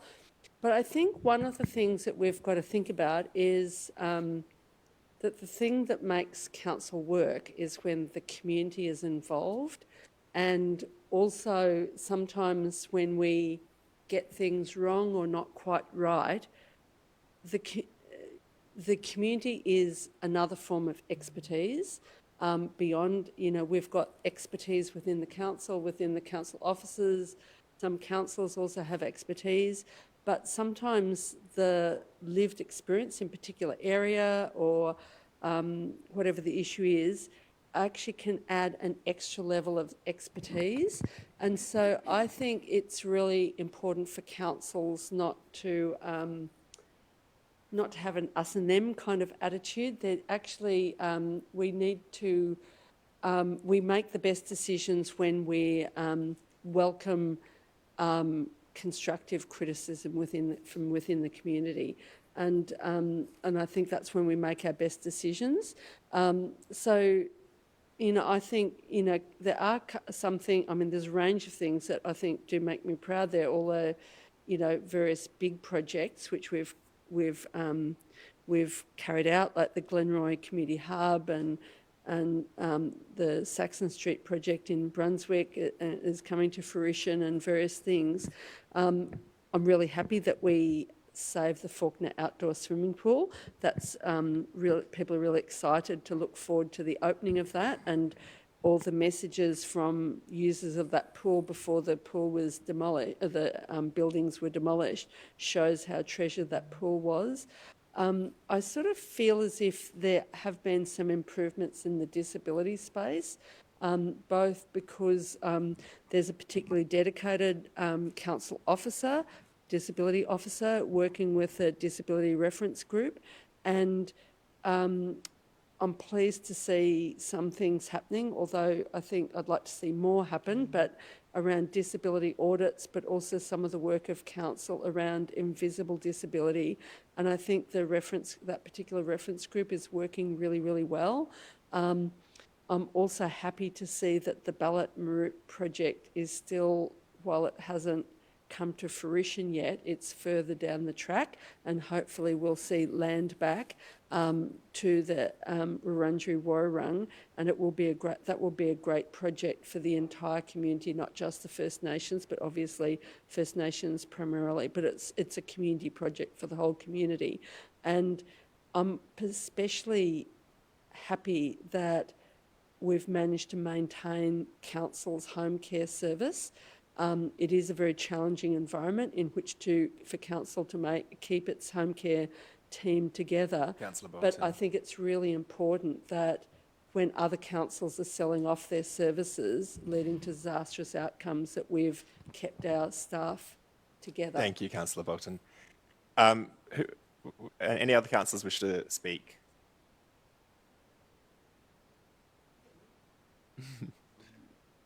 Yeah, Councillor Panopoulos. Yeah. Thanks, Mayor. So, this has been a really incredible past 4 years on council where, I've learnt a lot about our community, about how council works, and as myself in this workplace here.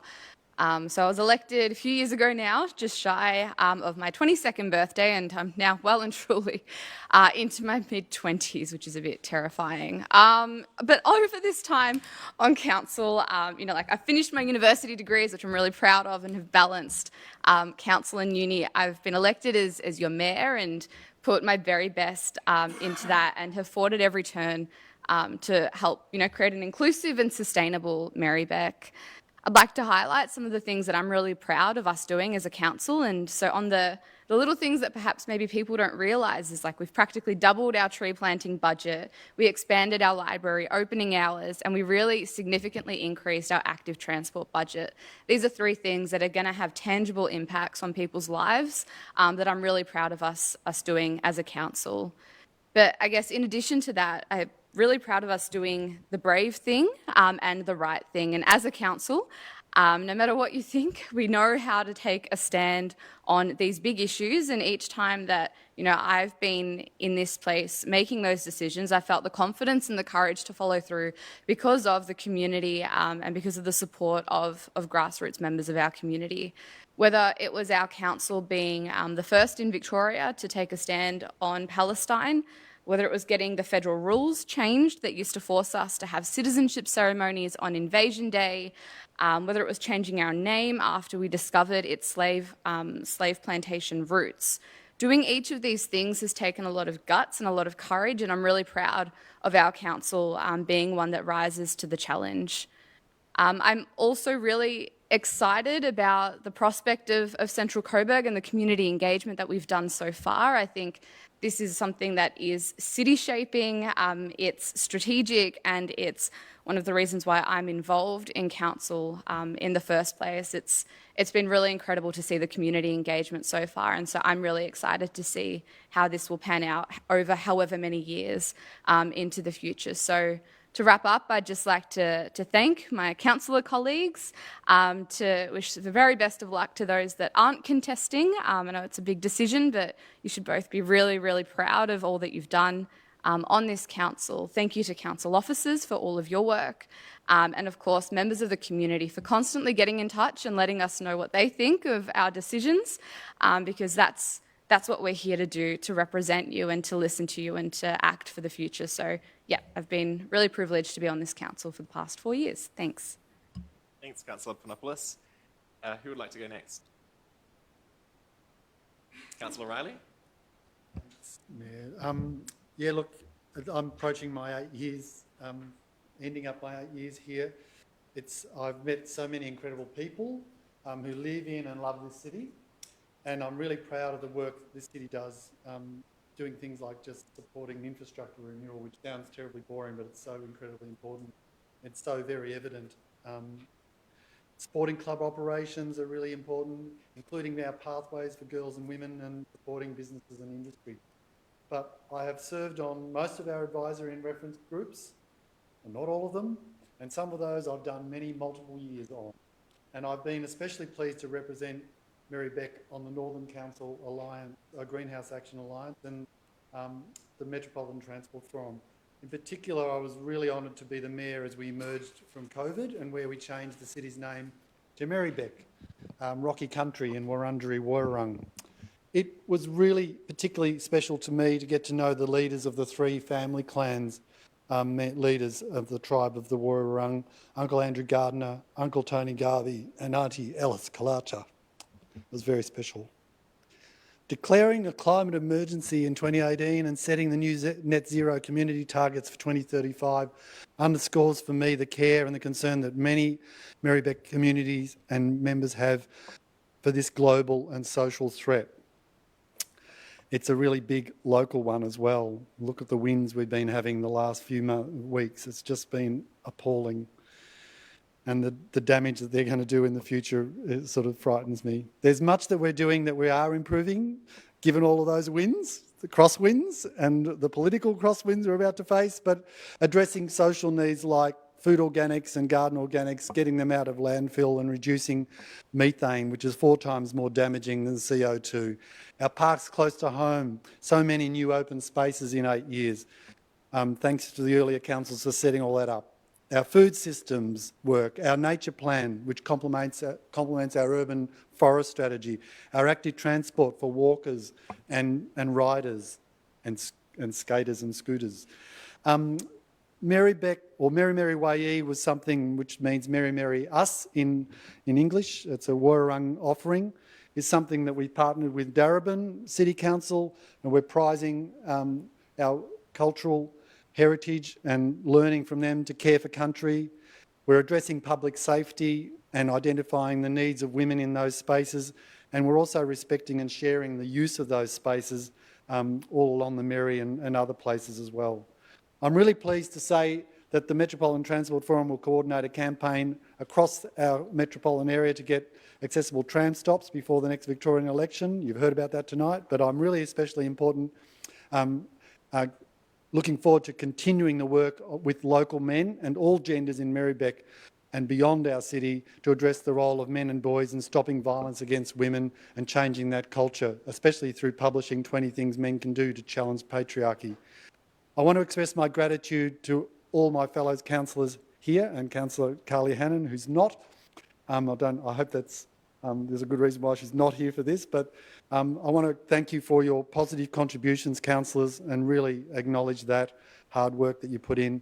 And I particularly want to throw Adam and Angelica for their work in my team. Just finishing up, the executive officers, for all your inclusive values, for all your professionalism and teamwork, and it's been amazing. And finally, just to all the community groups and those who actively participate in our city. I'm looking out there at Nick and other people for our city, because we wouldn't be half the council we were without you and the work that you do. So just need to really acknowledge them. Thank you. Thanks, everybody. Non-recontesting councillors can get slightly longer. Yes. And next, anyone else who'd like to speak?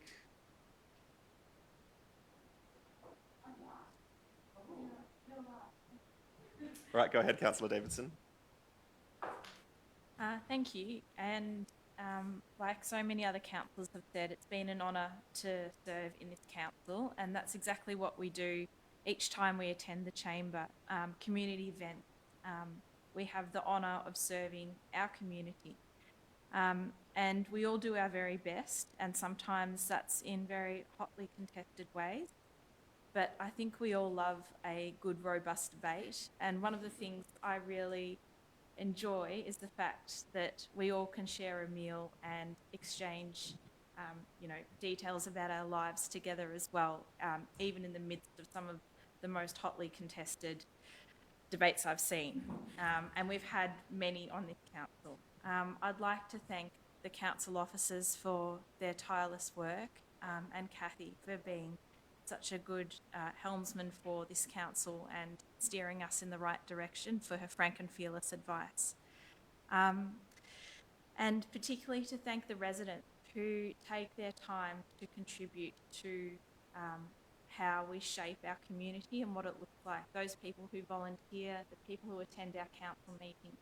I think one of the greatest things that we have is the ability for residents to ask questions and to come to council and use the microphone here and directly say to councillors, I've got a question or a statement, what can we do? And it's that kind of grassroots interaction that really invigorates us and motivates us to change the council direction or improve things in some way. I think we have shown very good financial management through this council, and we've been able to deliver some very key projects because of that. The Glenroy Community Hub is one. A smaller one that I really have taken a lot of joy in was the Glenroy Dog Park at Kingsford Smith Elm Reserve. We've been able to assist many seniors, and I'm looking forward to hopefully that program extending with at-home help for garden maintenance and keeping senior citizens in their homes for longer. I will miss those people who, whether I'm elected or not, I will miss those people who I've worked with for a very long time. It's been an absolute honour to have you in my life and to see the dedication that you've put forward to the community. So thank you, everyone, for all that you've done. Thank you, Councillor Davidson. So Councillor Hart has expressed her desire to go last. Are there any other councillors that wish to speak? Councillor Pavlidis? I'm going to be very brief and quick. My family's still waiting for me to get off, so we can celebrate. So I'll be very quick. Yes. Thank you. All I want to say is thank you. I have enjoyed my 4 years here on council, and I'm grateful I was actually given the opportunity by the community to represent them on issues that matter to them. I will acknowledge that there have been some very interesting and challenging times, and that as the council, I guess like any organisation, we don't always agree on matters that come before us, but we have achieved so much this term. There have been many highlights, and I think my councillor colleagues have gone through and mentioned most of them anyway, which I'm not going to do and repeat the same things, but I must sort of spell out, I guess, more so the sports clubs, the upgrades that we've had with our infrastructure, our parks and open spaces, our programs that we've delivered for youth, mental health, domestic violence, our senior programs. The list goes on and on and on, and it's hard to imagine that it's already been 4 years. I also want to thank staff. Now, I'm not going to do what Councillor Yildiz did. I'm not going to name anyone individually because I'll probably forget someone, and it's not my intent. So to all the staff, and that is all of them, I want to say thank you very much for all your help, for all your hard work, your advice and your guidance over the 4 years. And to the councillors that are calling it quits, who are not contesting the elections, wish you well and good luck in your future endeavours, and hopefully you'll get to see you around Merri-bek. To those that are contesting the election in October, I wish you good luck as well. I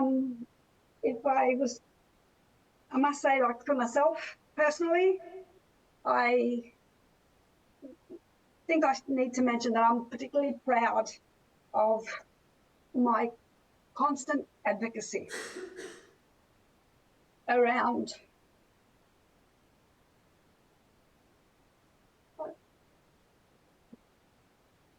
transparency. It's your birthday, you can't be crying. No, they're looking at me over here. Around transparency, good governance, community engagement, and especially around our elderly and court members. Thank you. Thank you, Councillor Pavlidis, and happy birthday. And yes, we understand that you've got a birthday to celebrate. So, yes, see you, Councillor Pavlidis. Okay, so I might quickly say a few words before Councillor Hart. So, yeah, you can start my timer. Look, just want to say thank you, everybody, for this term on council. It's my first term on council. We'll see if I get another. But I'm proud of the community infrastructure that we've really prioritised as a team. As Councillor Riley was saying, it can be unsexy, but these big projects mean so much for our community. And yes, we have the Glenroy Community Hub that's up and operating, and soon we'll have the Fawkner Leisure Centre upgrade, which is just so important for the Fawkner community. I know some Fawkner mums who are, their kids can't wait for that centre to be reopened.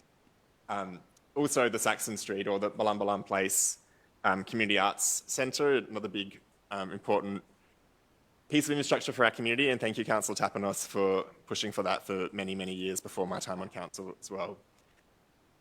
In this term, we've supported new good quality housing to be built in our city so more people can call our city home. We've created new parks, we've planted more trees, we've acted in solidarity with First Nations people and with the people in Palestine who are suffering a genocide.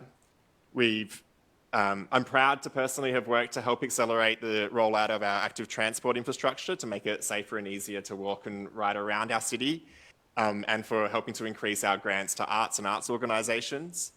It's been a real privilege to be mayor this last year. I really love Merri-bek. I found home here in Merri-bek. I wasn't born here. I was born up north in the Territory, but this is very much my home now, and I can't see myself living anywhere else. Particularly because in this job you get to learn so much about the city, whether it's about footpaths, which is actually really interesting how we approach our footpaths, whether it's about playgrounds, our healthcare that we provide. I'm proud to have used my time as mayor to talk about some of the big issues facing our community and to advocate on behalf of our community to state and federal governments. I've called for a more frequent and reliable upfield rail line, echoing community calls for many, many years for a better service that we deserve. I've advocated to transform Sydney Road with accessible tram stops and safe cycling infrastructure, again, echoing community calls and community campaigns. I've made the case to the federal government to keep our in-home aged care services in council hands. I've declared support for treaty, as outlined in our statement of commitment to Wurundjeri Woi-wurrung people, and supported community calls to return Balut Marut to the Wurundjeri Woi-wurrung traditional owners. So I just want to say thank you to the council staff. I think there's 79 councils in Victoria alone, and I think we've probably got one of the best workforces. We've got people who are really passionate about what they do. They come to us because they share our values, and really, if anyone's looking for work, I recommend you look for work in councils. And I'm biased, but Merri-bek's pretty good. I also want to thank the councillors who aren't restanding. So Councillor Hart, I think it's very clear to anyone every time you speak, your voice is full of care and concern for the community, and you've always tried to highlight that in your time on this council. Councillor Anna-Olivia Carly-Hannon, who has been a strong champion for sports and early childhood care and families, and Councillor Riley, who I think your skills have been testament tonight in bringing together many councils are behind the call for accessible tram stops right across our city. Gone over my time, that's all. Thank you. And Councillor Hart.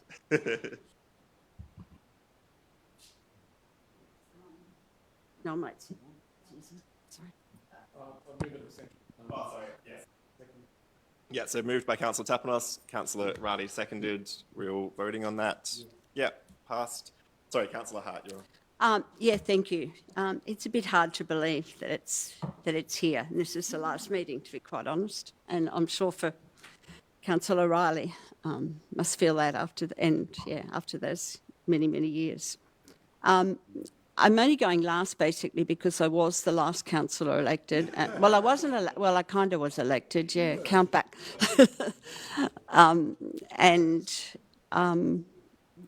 I've always considered myself the accidental councillor. And I haven't really got anything prepared, but as I was listening to so much that everyone said, what struck me most was how diverse we all are, and how when you sit around the table of 11 different people, the diverse talents, the diverse skills that we all bring. And I think fundamental to me has always been that each councillor doesn't represent themselves, they represent the electorate and the people who put them there. And what underpins that is the respect for the opinions that each councillor represents and what each person brings to this chamber, because behind them sit the community, and that really underpins what we're here for. And within that, we'll always have different perspectives, we'll have different political positions, but it comes back to community. And so I think for me, some of the best moments have been in the community. And when I've reflecting on when I first came to council, I actually felt that I came to a council that was very divided. That was at the time of the vote around the name change. For me, it felt that this chamber was divided, and it felt that Merri-bek was very divided. And that to me felt a great pity, because to me the energy lies not where you all think the same, but how you embrace difference and how you understand where a community is different and why there may be resistance in a community to particular change. And I think that's the real challenge that we work. And I guess looking forward, I really hope that what we've got is a way to, and I think we have worked together, but I think that's what really needs to be continued. And that's, I guess, that's sort of probably been a consistent thought in my head the whole time I've been on council. How do we reflect the whole of the community? Not just the projects, but we bring people together. Oscar, you said I had to mention you. Okay, can I have an extension of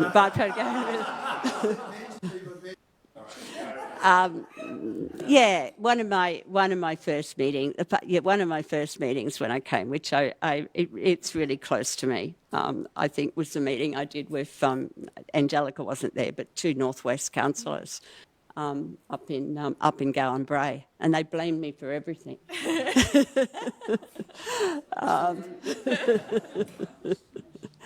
And that to me was I don't know, to go up there as 3 councillors from the ward and do a ward meeting was a great way to start. It's a great way to start council. I forget how I was going to finish. That I think I really want to thank people in North West Ward. It's been an honour to be able to represent North West Ward in particular. Very, very, very close to me, very close to my heart. And thank you to all the councillors, all those diverse skills, all the sharing, and to all the officers. Thank you very much. Councillor Hart. And good luck, everyone. All right. Well, thank you to the members of the gallery and people tuning in from home for indulging us as we reflect on a term that's been. We now we have no notices of rescission and we have no urgent business items. But we do have a number of confidential business items. So we're going to have to move. The meeting will continue, but we're going to close the meeting to the public. So do I have someone to move that we close the meeting? Councillor Davidson, Councillor Riley to second. All those in favour? Yeah. Okay. So thank you to those. Yeah. Thank you to the members of the gallery. Thank you to those watching at home for your interest in council and our community. Wish you all a good night. I now declare the council meeting closed to the public at 36 minutes past 10. We'll just have to wait till the live stream's cut and gallery cleared. We've got 4 confidential items, and we have a hard deadline of 10